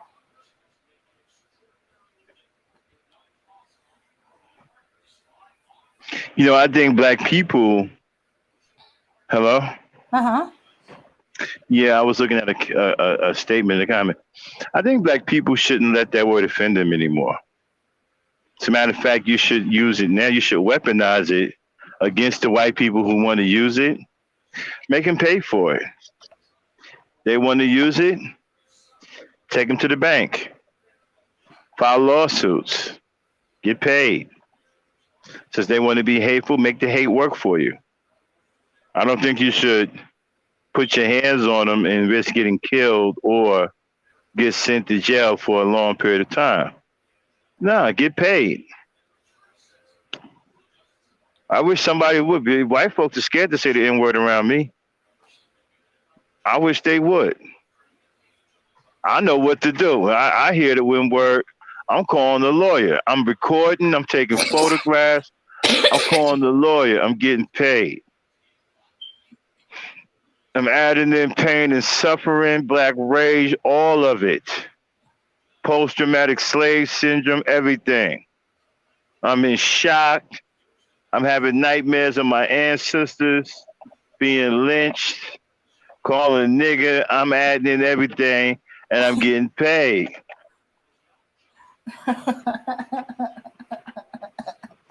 That's the way y'all got to start thinking.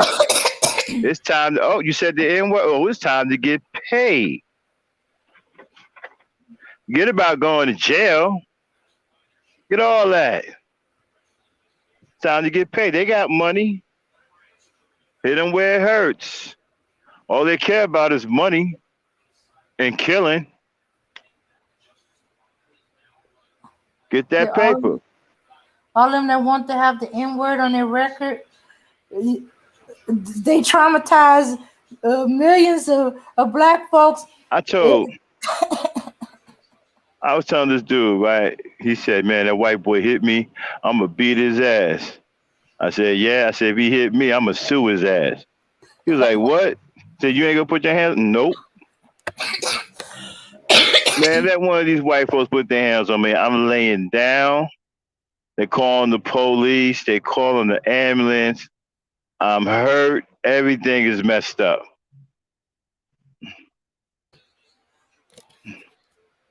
I've been attacked by anti-black. Yeah, everything is messed up. I'm getting it's gonna be all kinds of stuff. Civil lawsuits, everything. Civil rights lawsuit. My civil rights is violated. I'm traumatized. Everything. It's gonna be a whole. I'm gonna have a team of lawyers. I'm gonna have white folks suing white folks.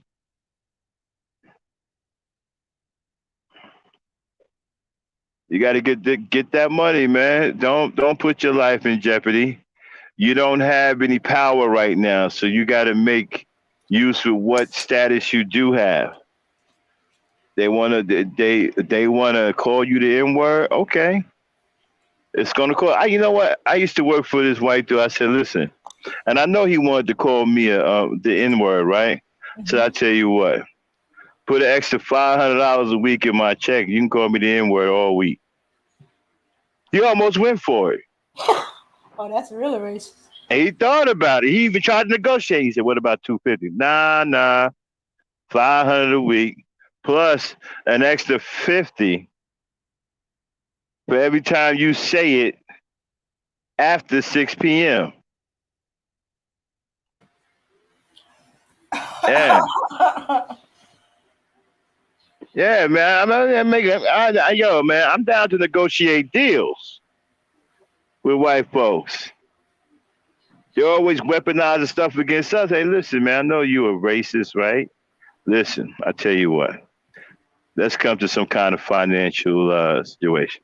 You want to call me the N-word? I tell you what, it's going to cost you $1,000 a week on top of my salary. Plus, if you say the N-word after 3 o'clock in the afternoon, it's going to cost you $1.75 extra. All right? Mm-hmm. And I got to have my money up front before the week start. You don't get to call me an N-word and then at the end of the week, I'm waiting on the check. No, I need my money up front at the beginning of the week. Then you can go ahead and do your hand. Then you can handle your handle.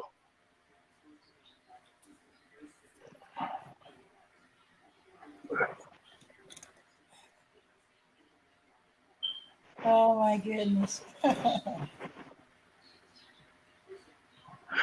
All right, well, y'all, I'm about to get out of here. I got to do some work. I'm gonna leave y'all to the ladies. Go ahead and put the link in the chat, Dave, if somebody want to come over and chat with you. I'm going to be listening. I got to take care of some business. So, peace, power, unity, y'all. Probably tomorrow, I'll do a gent culture. So, I'm going to leave y'all in the hands with the lady night. And just close up shop when you're done, okay, Dane? Okay. All right, peace, power, unity, y'all. Okay.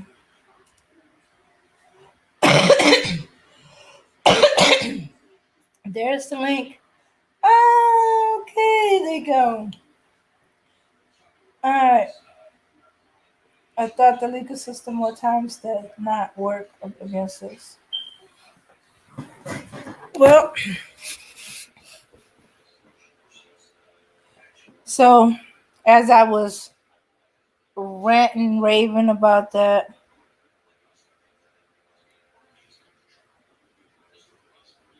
yeah, but okay, so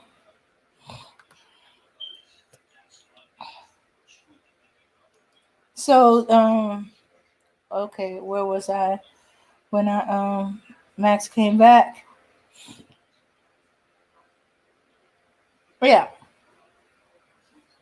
How do you feel about letting other races call us the N-word for $500 to $1,000? A word? Not $500 a piece, $500,000 a piece.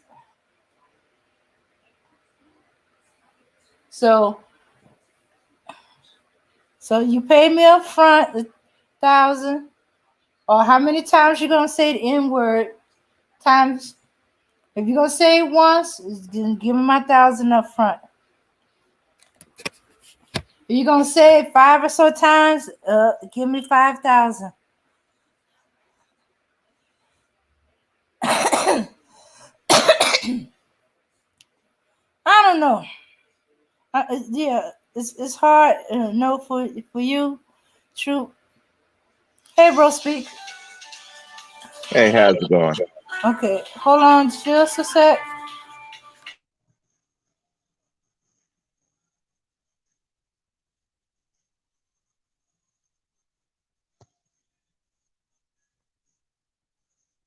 Mm-mm.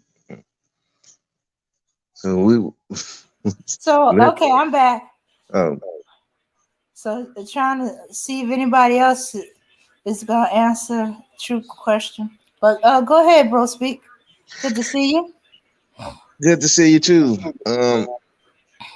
So so we're talking about the just Cardi B or just everybody and a lot of black. Well, no, actually, the topic was about super swirling, and that we're seeing um, a large quantities of black men with white girls in areas that you don't see white people in.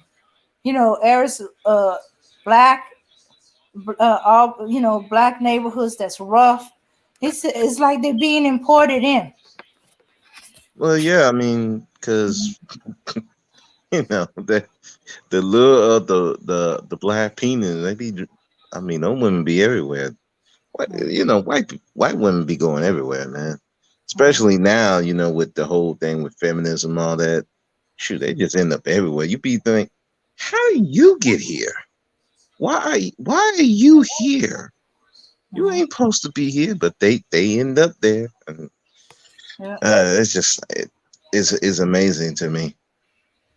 I mean, it's not really surprising. Just on a side note, did you listen to that thing with Godfrey, the Oh yeah, comedian? yeah. I did listen to the thing with Godfrey and Yeah, him about the black women. It never fails. You know, the main ones that's swirling as soon as they see the black woman with the white man swear. But that's just the thing. You don't see that out. It's up on television, reality mhm. shows, social media. You don't see black women with white men. It's starting to Yeah, change up a little bit, but it's still like one a generation, or well, in yeah, fact, one in a couple of generations. right. Hmm. Yeah, yeah, I agree with you. And when he was talking about that, I get the gist of what he was saying as far as the advertisement. You don't really see an advertiser with a black man with a white woman that very often. I mean, now you see it in public. I mean, the only time it's really advertised is it's more like in a sexual sense. It's like with porn and all that. That's when you see that dynamic. But as far as actual real life, like family life or stuff like that, advertising, no, you're gonna see a white man with a black woman, or you'll see black woman by herself or something like that. You don't see a black couples where the black man is Okay, looking like a competent man. He's looking like a goof. okay. So it's yeah, Well, I got two answers for that one. One, y'all easy. Black men are easy. They did do their period where they were advertised mainly in the soap operas and certain other segments where it was black men, white women, and stuff like that. It took real good. But right now they don't need to advertise no more. You're already there. It's there so much as unfortunately it's becoming a norm. The one that's harder is the black women and white man. yeah. I So agree of with course that. they're gonna be advertising. They trying to, yeah. I know the psychological of the thing that they trying to get it. So the yeah. So yeah. So and I'm like, of course, at one point they did. At one point, they did have black men, white women advertising everywhere and stuff like that. It's just that they tapered down. They were successful. They got y'all. They got y'all. So now they kind of work on the black women, which is going to be a little harder because we are more reluctant. It's almost like, I think it's like 1% or 0.5%. Now that might change with following generations as they see more and more black men go in other directions. It'd be like, well, they left for me. Except black men are trying to sleep with everything. Black women are looking for love, marriage, family. I mean, are they really though? Because I don't know. It seemed like to me from what I get from social media, YouTube, it seems like it's mixed. It's like it's like some do want marriage, and then there's some that just they're not looking for marriage at all. They just want to be single and happy and just date whoever. So it seems like it's just mixed. Now that's just to me from what I'm from all the panels I've been on and social media. So I don't know. Social media. But I do agree with you on the fact that it is harder to get why I can see why they advertise to black women and white men more, because these are the two that's going to be the most reluctant to get together. Just on the fact that white men don't have a problem with black women. It's the black women. In fact, I've heard white men say, I didn't think a black woman would find me attractive or be interested. That's what they say. The issue's not on their end, it's the black women. Well, black women ain't interested. He can want her all he wants. But that's what I'm saying. That I don't know, because I've seen white dudes say they don't want to date black women at all, and then people have an attitude about that. There've been white celebrities who said the same thing. They don't want to deal with black women, and then people get upset about it. So maybe it's different environments. I just never seen that big of a push from white men in general to go after black women. I just never seen it. Because that's just me. Maybe it's where I'm located. That's just from me. Maybe you might have a different experience because I guess you in Louisiana. That's a little different. And then I'm a black woman. They gonna say in public and to y'all, one thing, and then they'll say then there'll be a different thing in private or one-to-one. Maybe so, but like I said, that may be the case. But that's just from I don't know. I just don't see that. I don't see the big push. But but like you said, you a woman, you would know more on your end than us on the men's side. Yeah. Now, at first, he had my attention with, hey, what they trying to do? And this is in the blackest areas. Well, according to him, I don't know that at the end of the country, but hey, I'll take his word from him since he's from that area. And I'm like, okay, well, yeah, we realize it's subliminal. They're trying to make it sound like the black woman life would be perfect with this white man. We get that. Yeah, we don't have nothing to do with that. They chose to advertise there. Okay. But he was the only one paying attention. Everybody was just walking through. Because nobody gave a fuck. But what he said, he started saying about the black man. Now, if you hear the history, if you've been paying attention or seen over the years, they've been advertised. Okay, first, no, you wouldn't see them.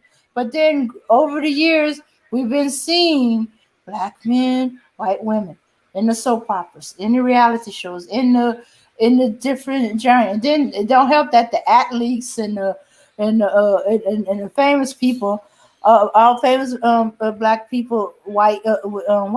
So even though they don't technically advertise, but that you've seen it on the news, the social medias, the newspapers, the magazines, that's still advertising black men and white women. It worked. So yeah, so yeah, so when he started going on, I said, wait.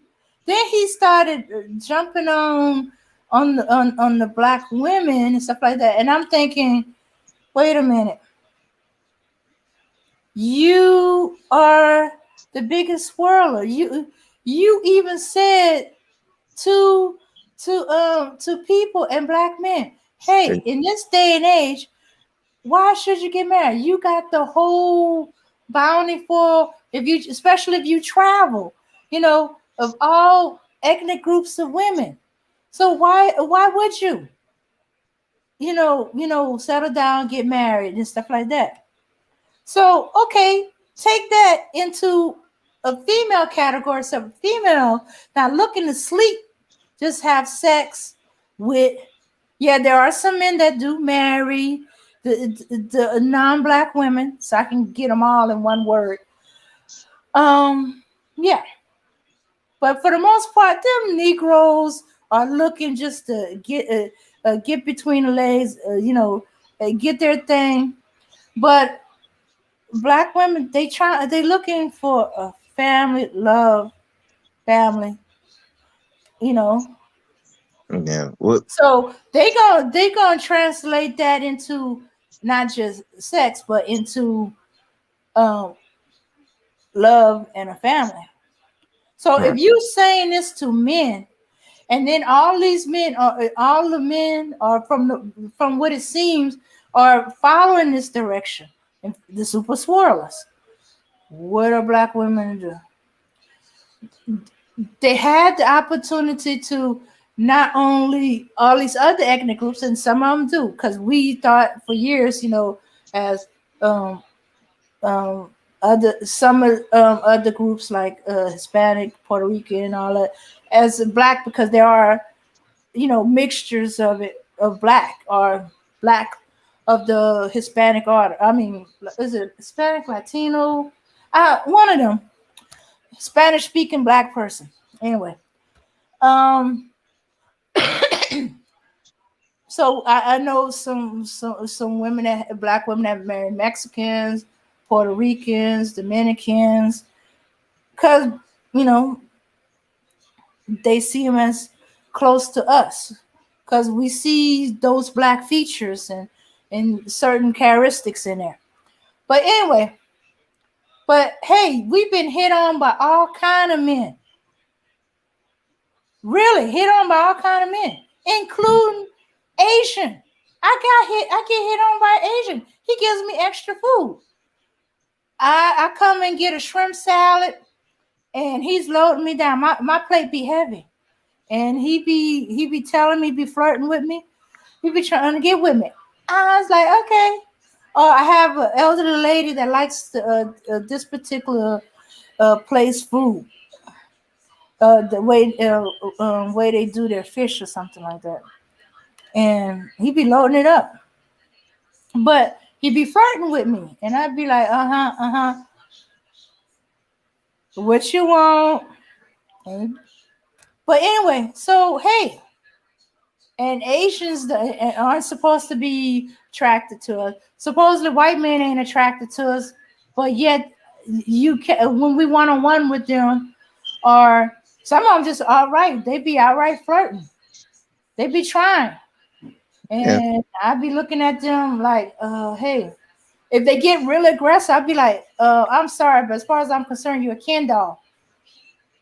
Hey, they get insulted. What you trying to say? I got equipment. I said, to me, you're not a sexual being, or I don't find you attractive, or I'm just not interested,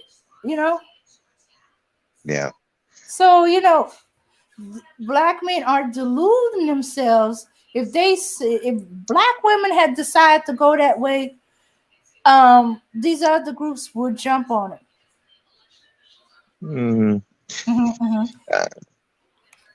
Yeah, I mean, because they're men, they might, in fact, they might have a harder time, you know, because they got to get past her resistance.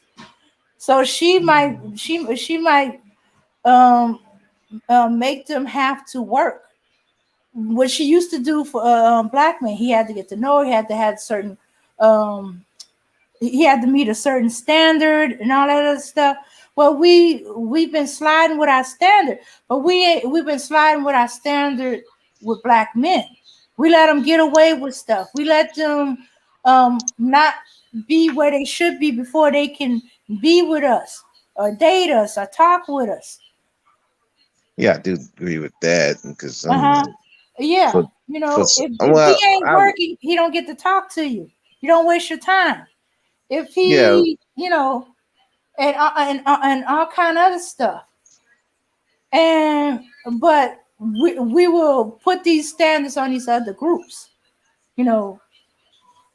well, I would Mhm. also say that many of them put that stand on themselves, whereas I think a lot of black males have been taught go for the woman first and then get yourself established, which is that is the biggest problem that we having right now.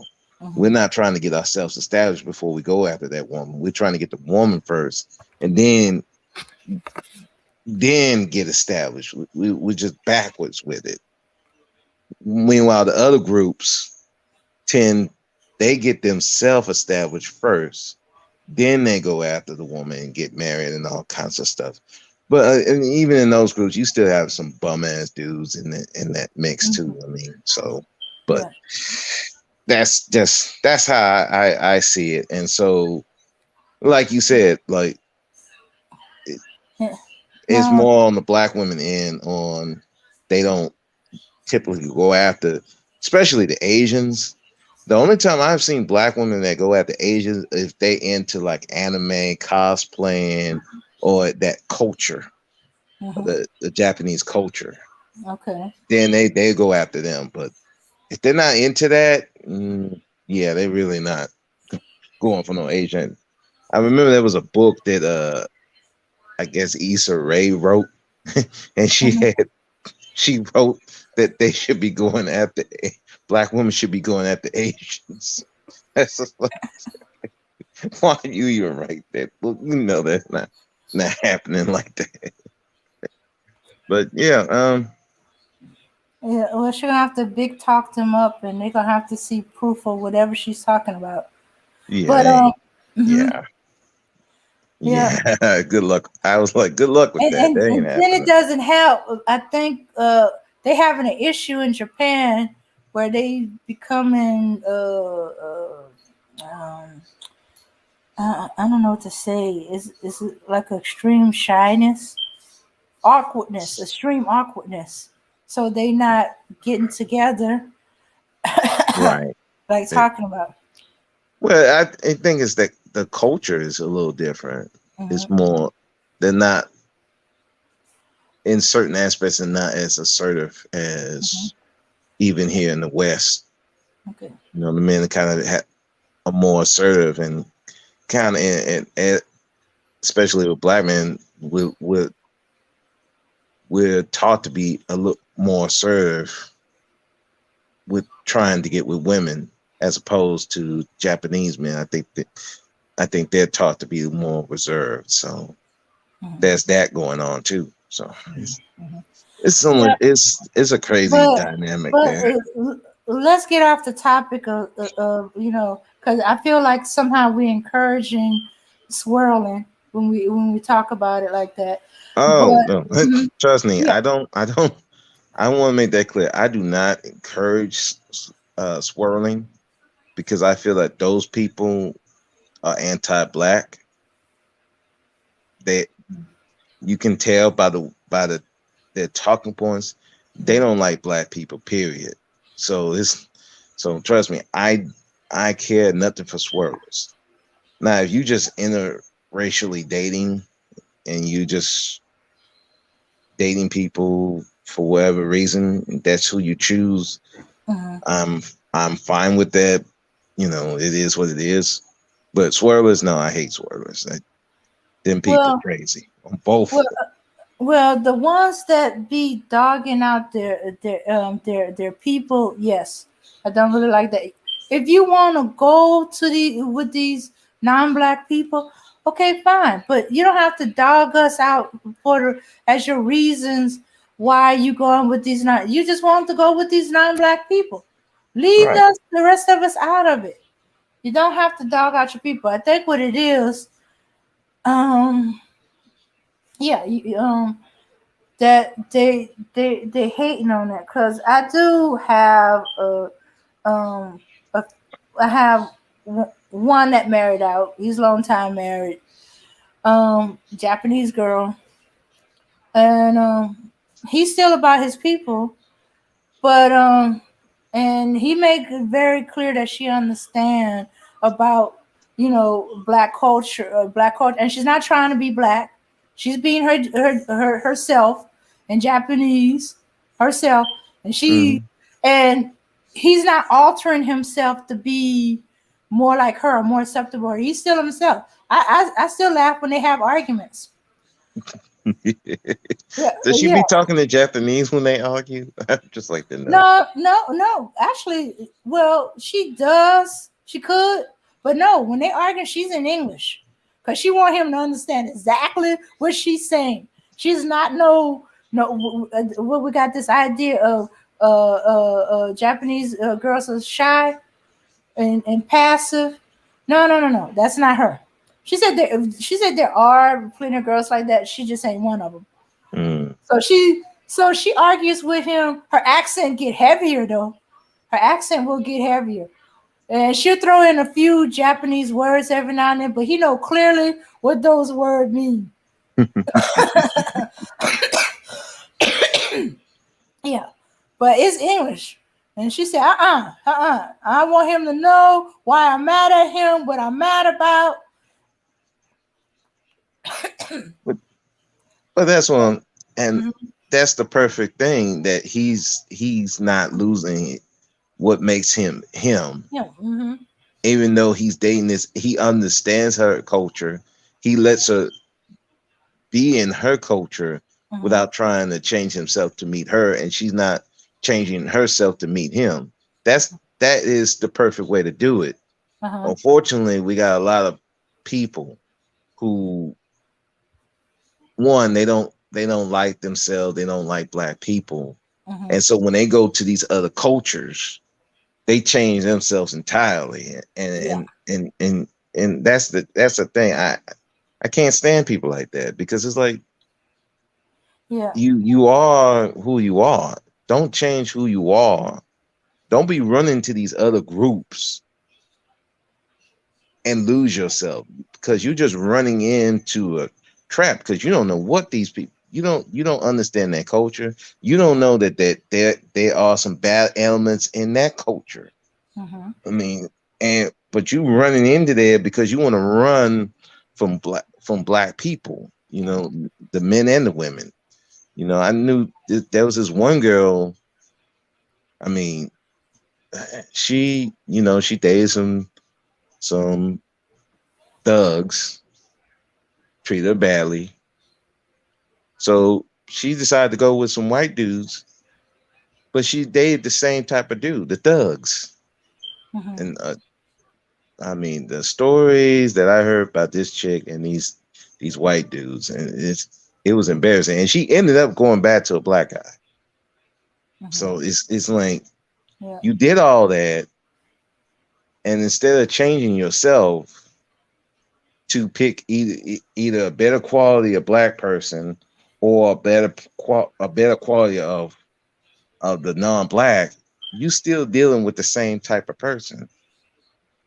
It's just like when they talk about these guys getting these obese white chicks. 9 times out of 10, that guy would have got with an obese black chick. What he gonna deal, what he can get, is not gonna change. It's just he's just changing the color of the person. Mm-hmm. So it's That's the thing that I don't like about these swirlers. You know, you picking the same type of person, but you think they're better because they just got light skin or they Latino or whatever. I don't know. It's just, I just never liked it that stuff. Well, yeah, I don't like that you dogging out your people. Your people can do no right.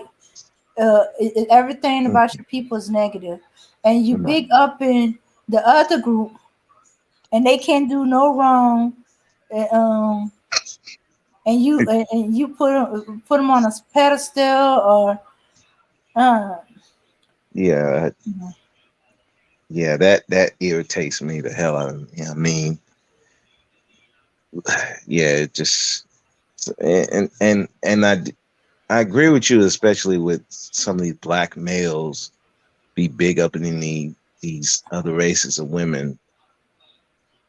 I'm like, dude, it's why? Just why? I mean, you just lowering yourself. Just you lowering yourself to is she just a woman? She's just a woman. So so instead of you believing that you're lowering yourself to a black woman, you're gonna lower yourself to another race of women,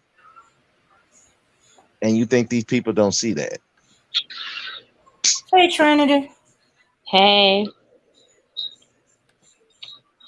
how y'all doing? all You right, know, right? How you doing, man? I have to put my disclaimer in. I feel like trolling today. I'm trying to resist the temptation. okay, Uh-oh. okay. So, what you want to troll on? No, okay. What's the topic? Cause okay, Uh, what's the all right. The topic is super swirlers and the doomed future.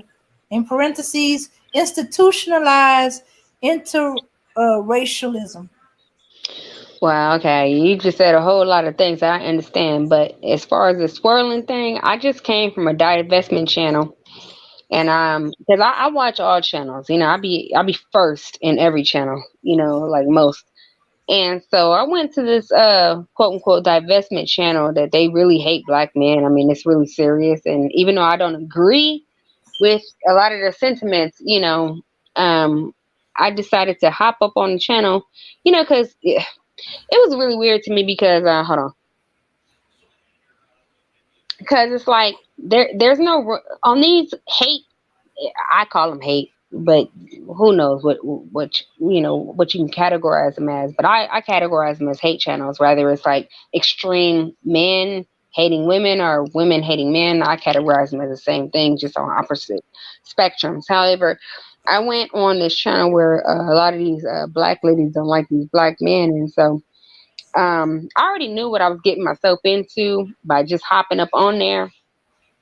But as soon as I hopped up on there and gave my disclaimer saying like, yeah, well, hey, I like black men, but in this uh, particular thing that you're saying, I agree with you, but I don't have the same ideology as you. Simply because I said I didn't agree with everything that they were talking about. I mean, when I tell you they ran me through the ringer, they gave me a black eye. Really, they gave me like a virtual um uh like a kick like to my eye. That's why I got a black eye right now. I mean, it's unfortunate. I wasn't expecting it, but anyway, so I didn't realize that just hopping on a divestment channel would give me a black eye. Just saying that, hey, I agree with some of the things that you're saying, but not all black men are fucked up. I didn't realize I was going to get, basically a black eye, but I did. And so I just don't know what to do about it. It's like, it's fucked up. It's like, how me, because I'm gonna speak for myself right now, how me as a black woman can go into a space where they literally hate black men, right, and say, oh yeah, what you're saying is true, but at the same time it's not all black men. And then they literally, like, like Ghost Dad, right? Y'all remember Ghost Dad? I don't know if y'all remember Ghost Dad, how he he went through the motherfucking phone and he strangled the dude through the phone. Like that's what they did to me, and I'm like, well, damn, why do I have to get choked out and get a black eye simply because I don't agree with everything that you're saying? And it's the same thing when you go to these black women hating channels. I'm like, do they not understand that like y'all basically two sides of the same coin? You're basically saying the same thing about each other, but because y'all not communicating because you hate each other so much, you don't realize that a lot of y'all have the same complaints just on the opposite side. And anytime somebody want to come in and be neutral, y'all so desperate for us to pick a side that you're really not communicating. It's really just like fucked up. So what do you guys have to say about that? Yeah, because they're anti-black. The end, the end result is they anti-black. They ain't trying to hear that anything that shows any type of that makes you seem like you have any type of favoritism to black men. It's like it's like a front to them because they anti-black. They ain't trying to hear that. I go to some of them channels too, and I've been over there, and I see black men getting on there trying to talk to some of these women. I'm like, why are you going out there? You know they don't like black men. They don't even like black women like that. So why are you going up there? It's like you're trying to convince a person who just hates black people. Yeah, and my thing is this. Okay, I might have some gripes against black men, but it doesn't mean that I hate black men. Like, in order for me to hate black men, I literally have to hate myself. Simply because black women create black men. So how can you completely hate your creation? And vice versa. So it's just really heartbreaking to me that you're not even open to kind of even just just understanding or compassionate. It's like, yeah, okay, I know I'm a ratchet. I'm a proud ratchet, and I know a lot of black men don't like me because I speak my mind and I put my ass on screen. And so people, they have their own ideas about it. But at the end of the day, we are all connected as black people, period. So in order for you to hate everything about me, you have to hate something inside of yourself, considering that we literally are responsible for creating each other. So that's my only thing. It's like it's weird. Yeah, that's why I put out a video said just admit you hate black people and move on. But these people don't want to move on. They still want to be here, and they still want to go on black channels and give their hate speech over there. And it's like, okay, if you want to divest, I mean, you got to divest completely. I mean, you can't be on black channels. You can't go over the black man channels, black women channels. You just got to divest. The only thing you should be looking at is whatever race of men or women that you trying to go to. That's the only thing you should be talking about. Facts. And one more thing that is very confusing to me. I'm still trying to understand it. I'm not trying to be judgmental against these groups, but my thing is this: why every person that want to divest? Why don't they just divest and go fuck with the Ling or the Asian girl or the Mexican girl or a white girl or the Mexican guy or the Asian guy why can't they just go be happy? Why do they have to deal with the Mexican guy or the Asian guy or the white guy, but also throw shit on black people's names? See, that's where the sickness comes in for me, because if I'm going to divest, I'm going to divest from talking about you. I'm going to divest from having you have a reason to come talk to me. I'm just going to go the other way and just be happy. Because that takes the accountability off of the people that hate and put the accountability on themselves. That's basically it. Because if I can't blame the black man for whatever issues I have as a black woman, then who I got to look at? Who you going to look at next? You can't blame the black man because you're in another relationship with another group of men. So you can't blame the black man if something happens to you. You got to look in that mirror. And and same with the black males. Once you're in that relationship with that other race of women, and something happens, you can't look at the black woman and say, "Oh, it's the black woman's fault this happened." No, you gotta look at that mirror, and then you gotta look at them. See, they don't they they have that illusion that these people are better, but then when they find out that they still have some of the messed up things that we have, now that takes away their illusion. Now they got to look at themselves and say, "Oh shit, I messed up. I got with this person. Maybe it's not those black men. Maybe it's not those black women. Maybe it's me. Maybe I'm the problem." But a lot of people, they'll do anything not to look in that mirror. So that's how I see it. So what do you think will get them to face themselves, and like basically what you're describing is like the man in the mirror on some Michael Jackson shit. Like what do you think will like force them to look in the mirror and say, "Hey, maybe I'm the problem," you know? Well, it's going to take those other races of people doing them dirty. I mean, over and over again. Then it's going to take black people just disowning these people too, because what also happens when that something happens to them in those other groups, they get to come back in our group and be accepted. When we keep doing it, then they can't face that mirror. They always have somebody to blame. Because if I go over there, these people treat me bad, but the black people keep coming, letting me come back, then okay, it must not been my fault. It must have been that particular person. But then they still have the illusion that these people are better. So it's going to take a combination of them getting done dirty. I mean, really done dirty by those other groups of men and women. Then for black people just to disassociate with them completely. Don't have them over your house. Don't have them in your family. Don't have them anywhere. They can't come back, period. End of discussion. Once you go over there and you say that you don't want to deal with black men, that the black women should be disassociating themselves with that particular woman. Same with that black men. Black men, if you like black women like that and you don't care for those other races, you have to disassociate yourself with that particular black man, period. Don't have him at your house. Don't have him at the cookout. Don't even hang with him. If you got to work with him, you keep it about business, and that's that.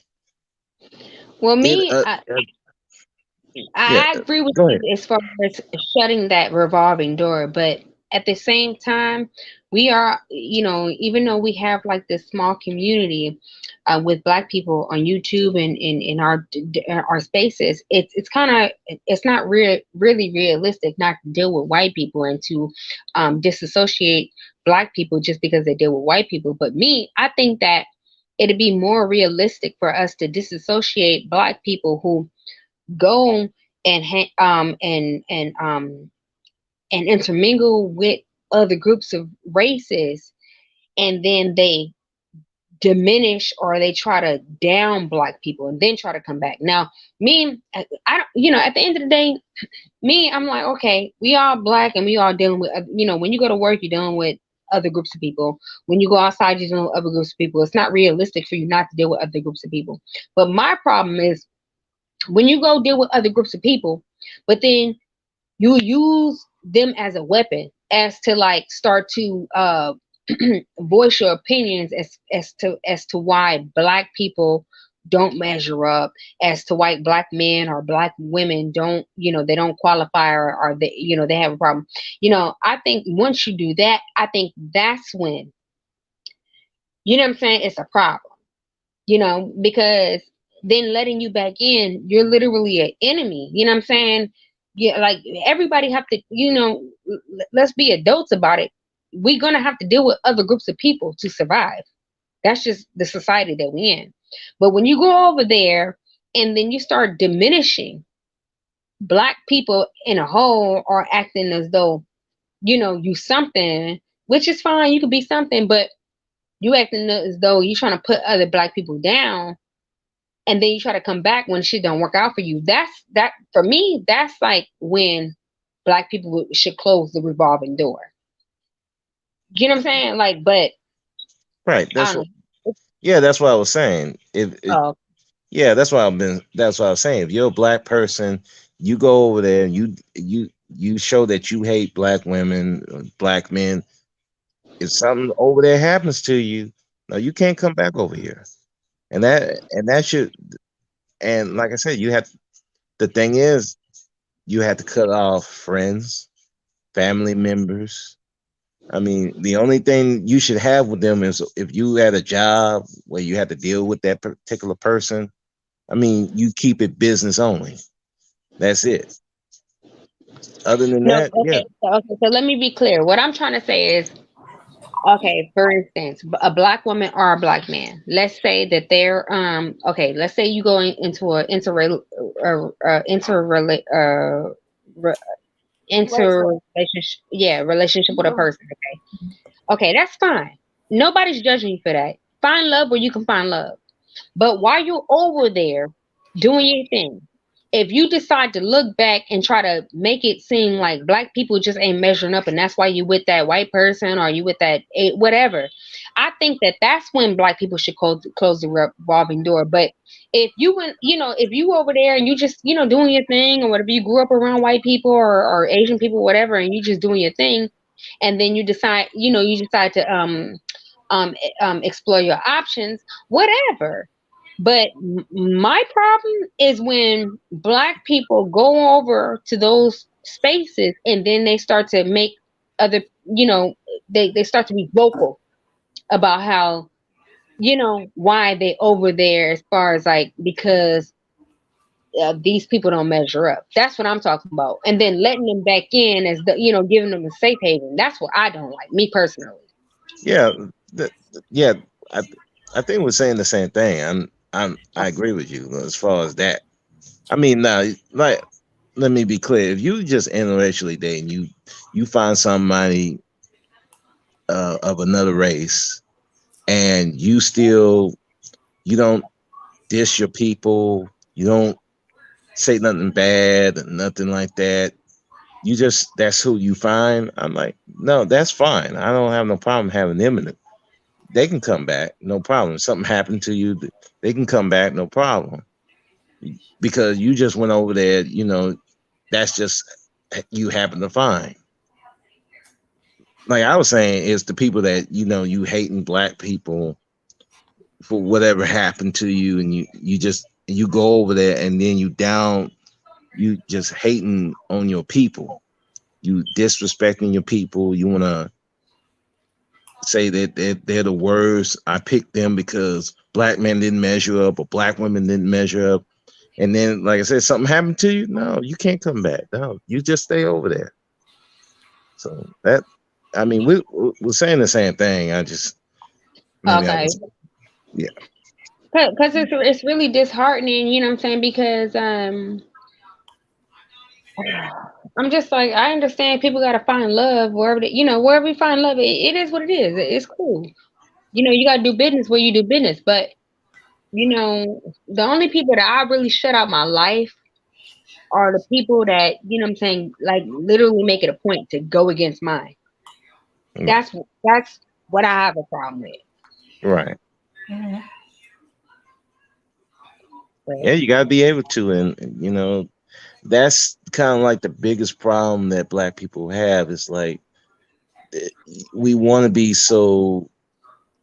Well, I put it this way: when we want to be inclusive, we do, but it's for the wrong people, and for the people that we need to be inclusive with, we like just run them off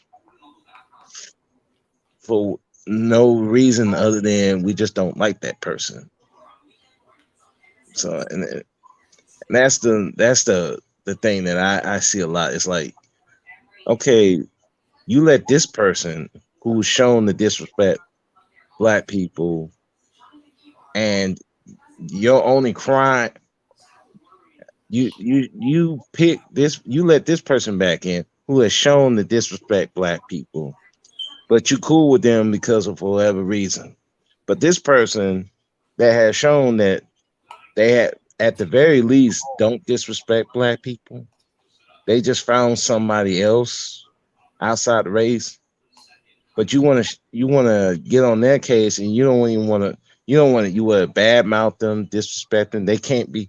They not black anymore and stuff like that. That's why I have an issue with that. It's like, if you're going to do that, let I mean, be consistent with it. If you want to say if they can't come back at all, okay, then let's keep it across the board.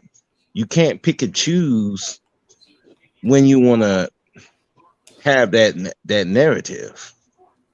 Well, and that's the fact because even in this space, I was literally the first person to start this channel with Max, you know what I'm saying? But because certain people with their ideas came, it was all about religion or whatever.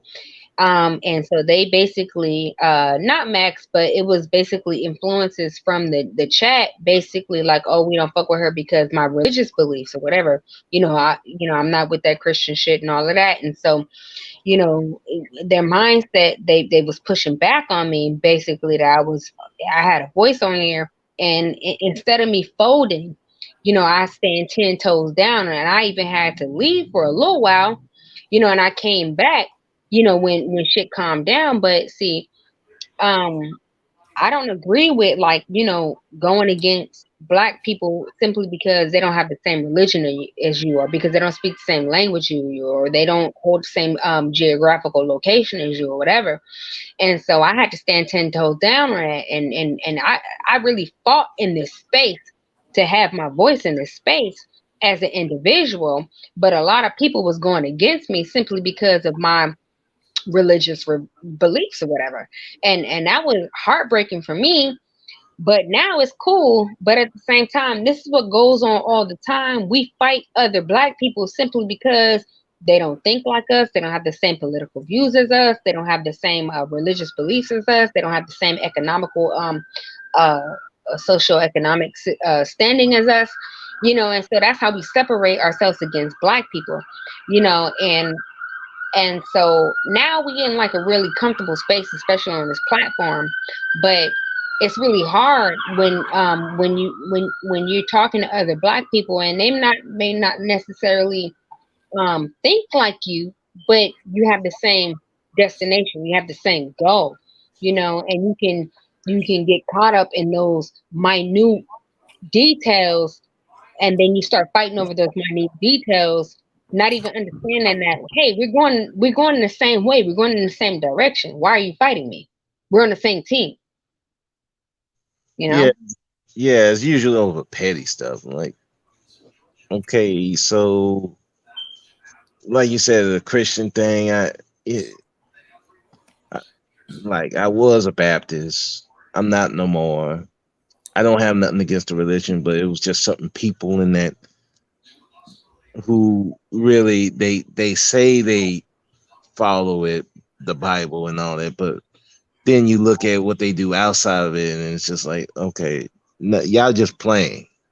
I'm like, look, if I'm gonna be in this, I'm gonna be in for real. If I'm not gonna be in it, I'm just gonna bounce out of it. I'm not gonna play.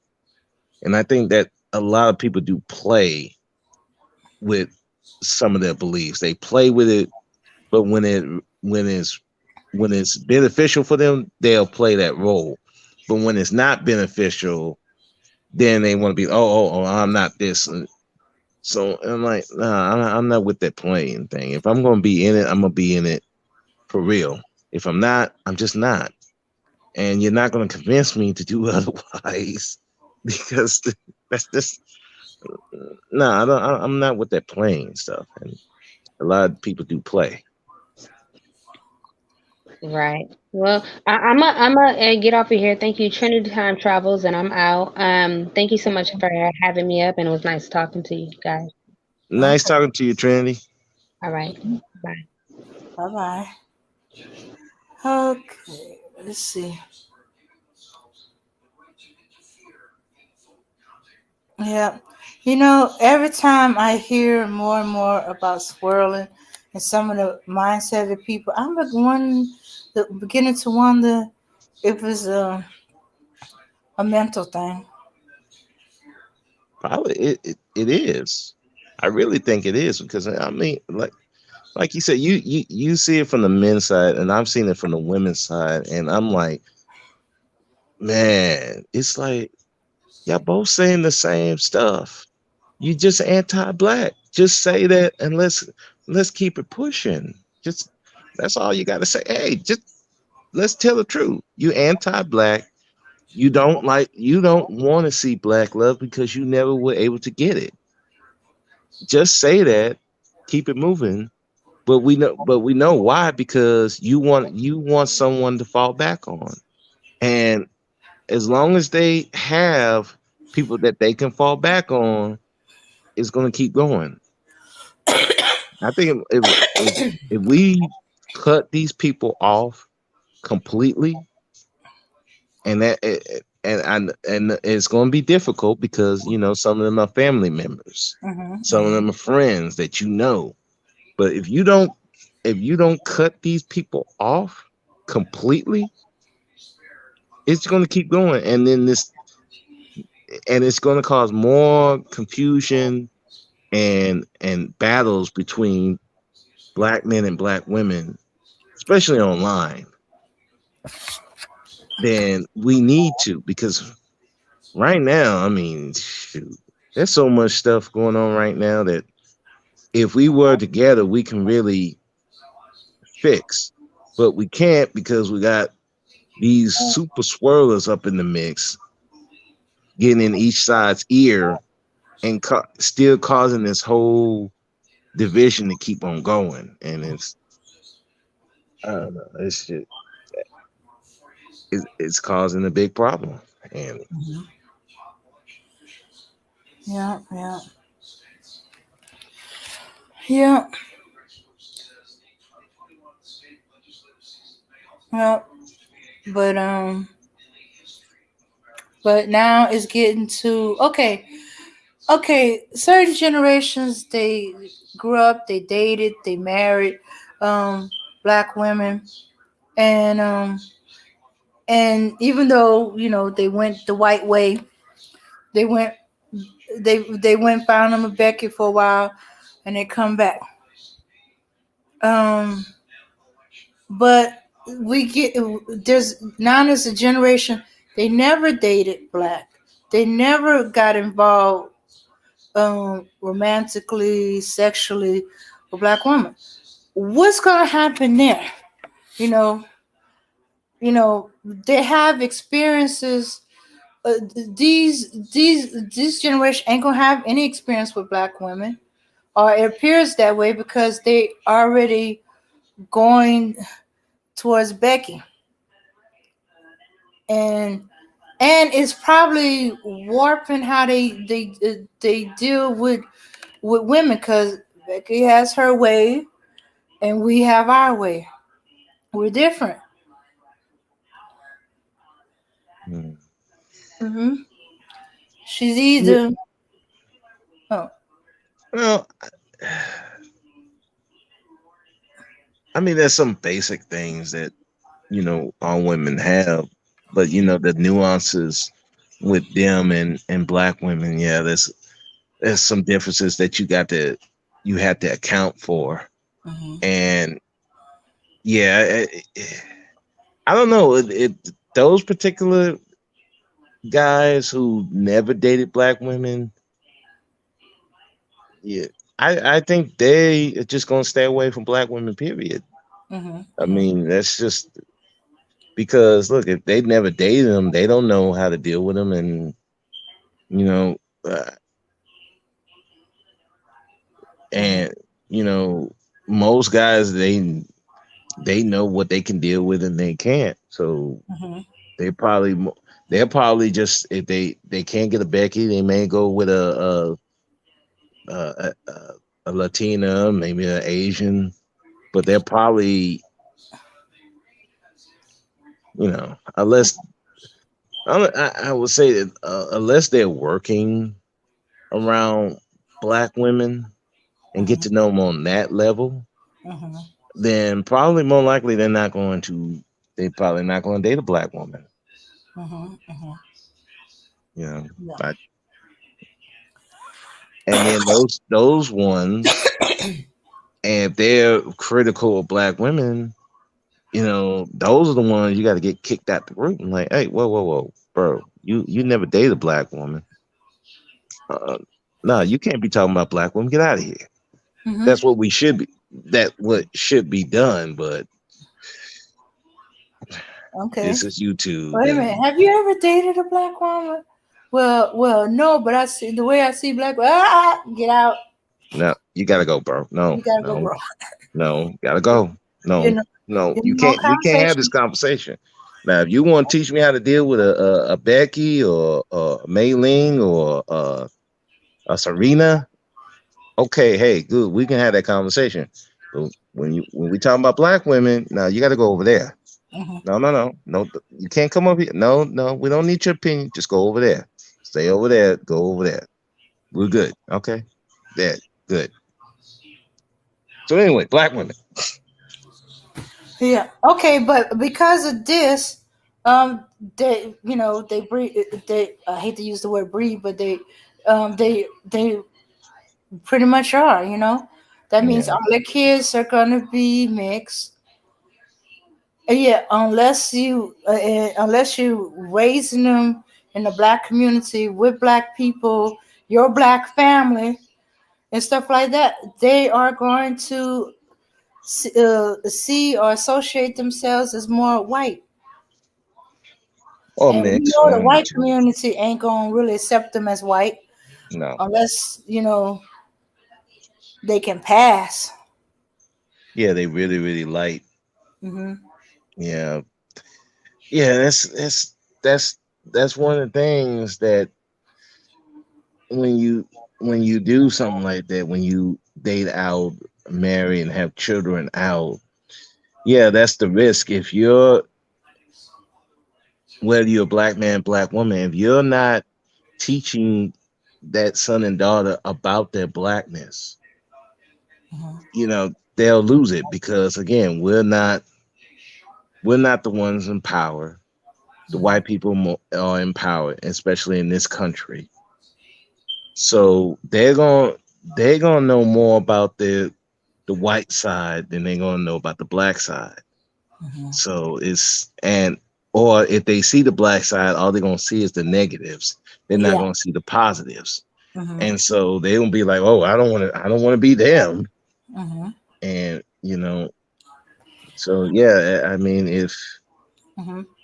if you date out, you have to make sure that your partner, whoever they are, they understand and respect your culture. They Hmm. respect that you black and they understand it and they don't try to change you into something that you're not. And you don't fall in that temptation to do so as well. So it's a tough thing. Like I said, I've always thought that interracial relationships is one of the hardest relationships to have, right behind Yeah. same-sex relationships, because you're fighting with interracial relationships. You're fighting social norms, even to the extent your natural urge to be with your own people. So like it's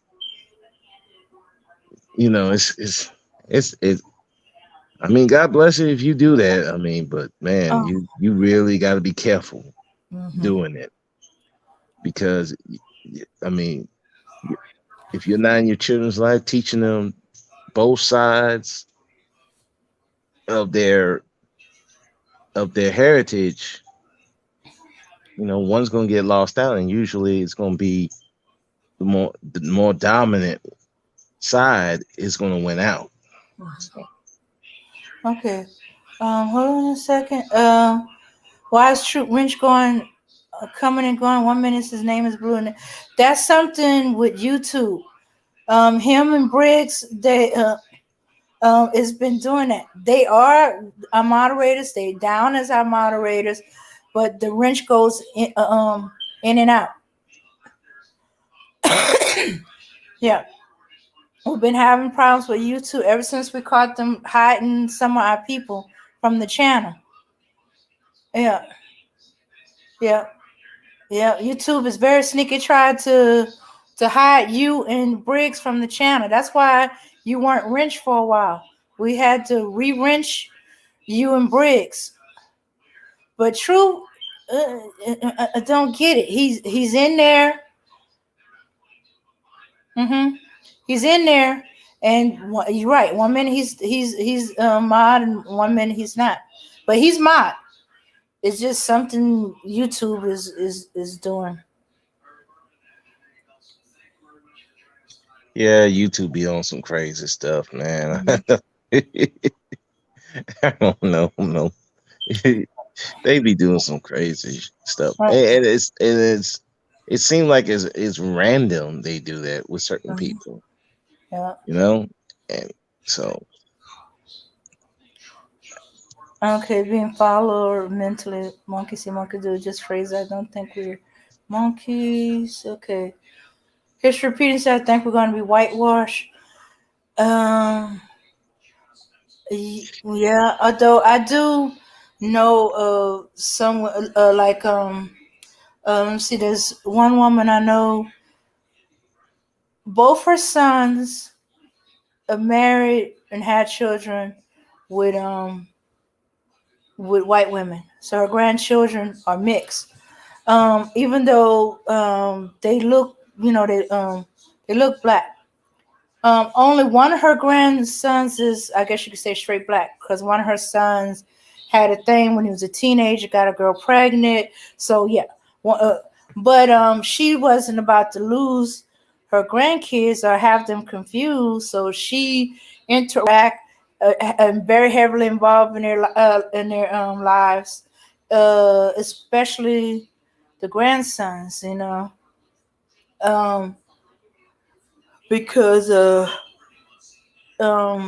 she wants them to definitely understand and know that they're black and they're part of the black community, because she don't want them being killed because their mother does not perceive the danger for black men. So their mother, like, okay, when a black man get killed by a cop, she's of the, well, he shouldn't have did what he did. Like, if he did a crime or you didn't comply, of that mentality,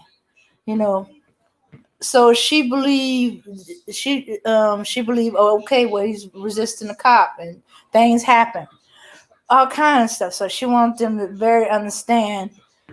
And they real close. The grandsons, they real close because they get to see her more often. We're really close with their grandparents. So they know they're black, even though their mom's white. They definitely know they're black. yeah, and that They goes back. black, and I would have been white. No melon in me at all. Okay, yeah. So, and I'm seeing more and more grandmothers being heavily involved in their mixed grandkids because she don't believe that her sons, or really understand or making sure that they, except for to bring them to her and stuff like that, their black heritages. She said, I don't know. She said, I don't believe it's my fault. She said, I instill in my sons. I talk to them, and every aspect. Everything from the talk to the understanding. Kids notice this when white kids are given a slap on the wrist, but they get the harshest punishment for doing the same thing. They see it. And I heard them express, wait a minute, he did the same thing. He gets to go to detention. I get sent home, and my parents gonna get mad at me, and I'm gonna get in trouble. Blah blah blah. Okay, I was like, and I had to me and another other lady had to talk to him and explain and said, this is the reality of of the world. It's not fair, especially not fair to us, and we had to give him that talk, and he's 5 years old. He saw it immediately. We had to give him that talk and make him understand that the dominant community, they're not going to see you the same way, and they're going to see him as a little boy. They're going to see you as a grown man, and you're going to be treated accordingly. You're not going to be treated fairly because of your skin color. He can get away with that, but you won't be allowed to get away with that. That's why we oh yeah, yeah. It grounded him a little bit. It grounded him a little bit, but he didn't like it, and we hated to have to tell him that. Well, yeah, Mm-hmm. and that's what he got to know. I mean, it's just Mm-hmm. it's the way it is, Yeah. man. And that's another thing. The next generation, they thinking the next generation that's coming up or that's here now. I don't know what letters numbers they are, but I don't know anymore. but they're in their 20s, they're under 30. Well, actually, no, I should say under 25. But they're coming up. They thinking that racism is over with, and that's all in the past. Now, some of them, they had to learn as they went out in the working world, and they seen it, and they had to find out as they got older. But all through school and high school, I'm trying to tell them, parents trying to tell them, grandparents trying to tell them how this world is, and it's like, oh, racism is in the past. That N-word don't have any meaning anymore. Because I jumped on him because he's playing online and he's letting these white boys call him the N-word online. I said, you ain't gonna tell me? Like, who the hell is that? You better stop playing with him and stuff like that. Cut him off. Don't have nothing to do with him. Oh, that word, or they got the new meaning in the dictionary. Oh no, that just means that word is just for people who's from Niger or Niger descent, Niger or Nigerian. I said you neither one. And I said no. He had to find it in the library where they have the older dictionaries.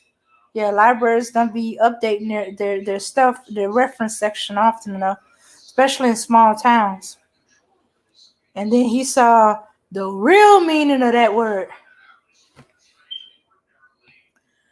Mm-hmm. Yeah, well, and yeah, it trips me out when I see like in the prison, I see like these Latin boys up here calling it black. They call themselves the N word. Mm-hmm. I'm like, they calling black dudes the N word. They calling themselves the N word. I'm like, what is this? What kind of world did I walked into? I mean, and like you said, it's the younger ones. Mm-hmm. You don't see the older ones doing it. No, they stay away from that. Mm-hmm. But these younger ones, yeah, it's like the word. It's like it lost the meaning to them. Mm-hmm. Yeah, Yeah. it's crazy. But yeah, I got to get off because I got to go to work. But Dane, thank you. Thanks for having me on. It's a great conversation. All right. And y'all have a good night. You too. All right. Okay, everybody. Insistent talks, insistent conversation. Let me see what's going on in chat. I'm not proud to say I'm mutant blood mixture. The darker, the more beautiful, and more in touch with the universe. Okay. I fear the future of Black community here in America. I feel like I have to move to Africa and raise my descendants there to keep my bloodline from being whitewashed. Okay. Oh, my great aunt has loose hair, fair complexion. You couldn't tell she was Black at first glance. Oh yeah, we used to that in Louisiana. Yeah, my great grandmother was like that from what the stories I told. Wait, let me make sure I got that right. See, great grandmother. Great great grandmother, and she's supposed to be not have any white people in a mixture. Supposedly it's Indians, but you know now that I'm finding out more and more about these $5 Indians, I'm beginning to wonder.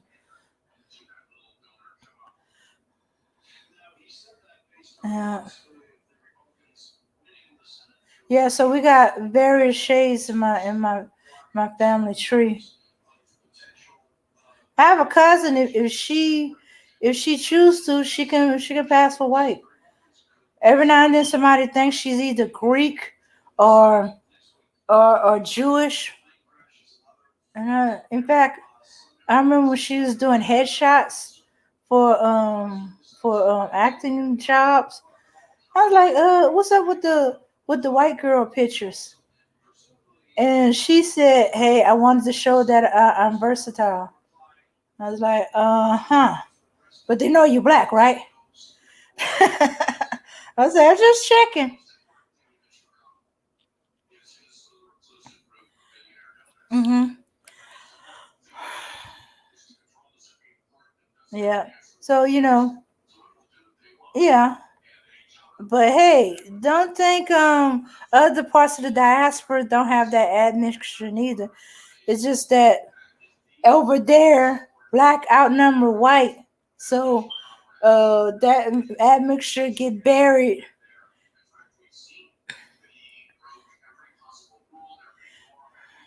Mm-hmm. All right, I'm going to call it a night. I had a very interesting conversation. Um, Later on, I might have a conversation with Lady Dane. Decide what I want to talk about, because obviously I got a lot to talk about. All right. Okay, so highly favored. Thank you for coming and contributing to the conversation.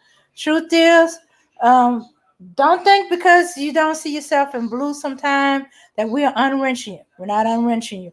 You got to do something horrible, horrible, horrible to get unwrenched. And I think we told you most of the horrible stuff you got to do. All right. So that's YouTube messing with us. Could be messing with you. Uh, did somebody block you in other areas? Yeah. So let me see what else. Oh yeah, Mika. Yeah, because the way you and Truth is was going back and forth. I was having too much in common. I was like, well, wouldn't it be if it's the Mika's son is somewhere else in another room or at his house? And well, I don't know how old Mika's sons are, but um, online, and then hey, what if Truth is your mother is online, and because as I said, there's just too much. That's a lot in common. Let's see. All right, and Trinity, if you're out in the clouds, thank you for coming, sharing your insight, and oh yeah, Rose speak as always. Nice having a conversation with you and you sharing your insights. But so we worrying that there's going to be a whole generation of men who never dated, never got romantic, never got I hate to use that word sexual, especially since we are we're trying to get black men to court and date to look for a wife, not date to get sex. But hey, not everybody's on the same is gonna be thinking in that direction. But yeah, that they're gone forever. That they're gonna always be non-black women. Okay. Thank y'all for visiting us in the clouds. And hopefully in the future, come down, have a conversation with us. When we put the link out, jump on the panel and share your thoughts, your insight, even if it's a difference of opinion. As long as you're respectful, will be okay. Okay.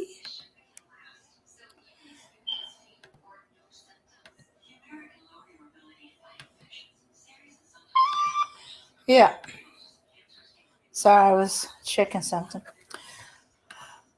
Yeah, as long as you're respectful and state your opinion, not talking points, opinions.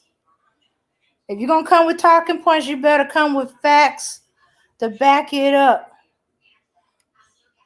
and your opinion on it, which you investigate and find out. I want opinions, and if you're gonna, okay, I don't know for Trauma and Swirlers or in my journey, but I waited a few years to see the mentality of black communities. Mm-hmm. Oh well, from well, since a lot of the kids that are the product of swirling is becoming adults, I'm seeing an interesting point, but it's just that I'm also starting to see these kids that 18, 20. I, I met a guy just turned 21, white girlfriend, and they having a baby, and they get married, and I'm like, and his cousin said, I know, but that's who went. I don't. Where he went. So I was like, okie dokie. But I didn't say anything, so my expression must have got in my way. All right, so everybody, thanks for coming. Peace, power, and unity. Like, share. Yeah, especially share, because, shadow ban. Hey, and the more people that know about us, the more we grow. All right, everybody. Peace, power, and unity. We're going to leave out with some music.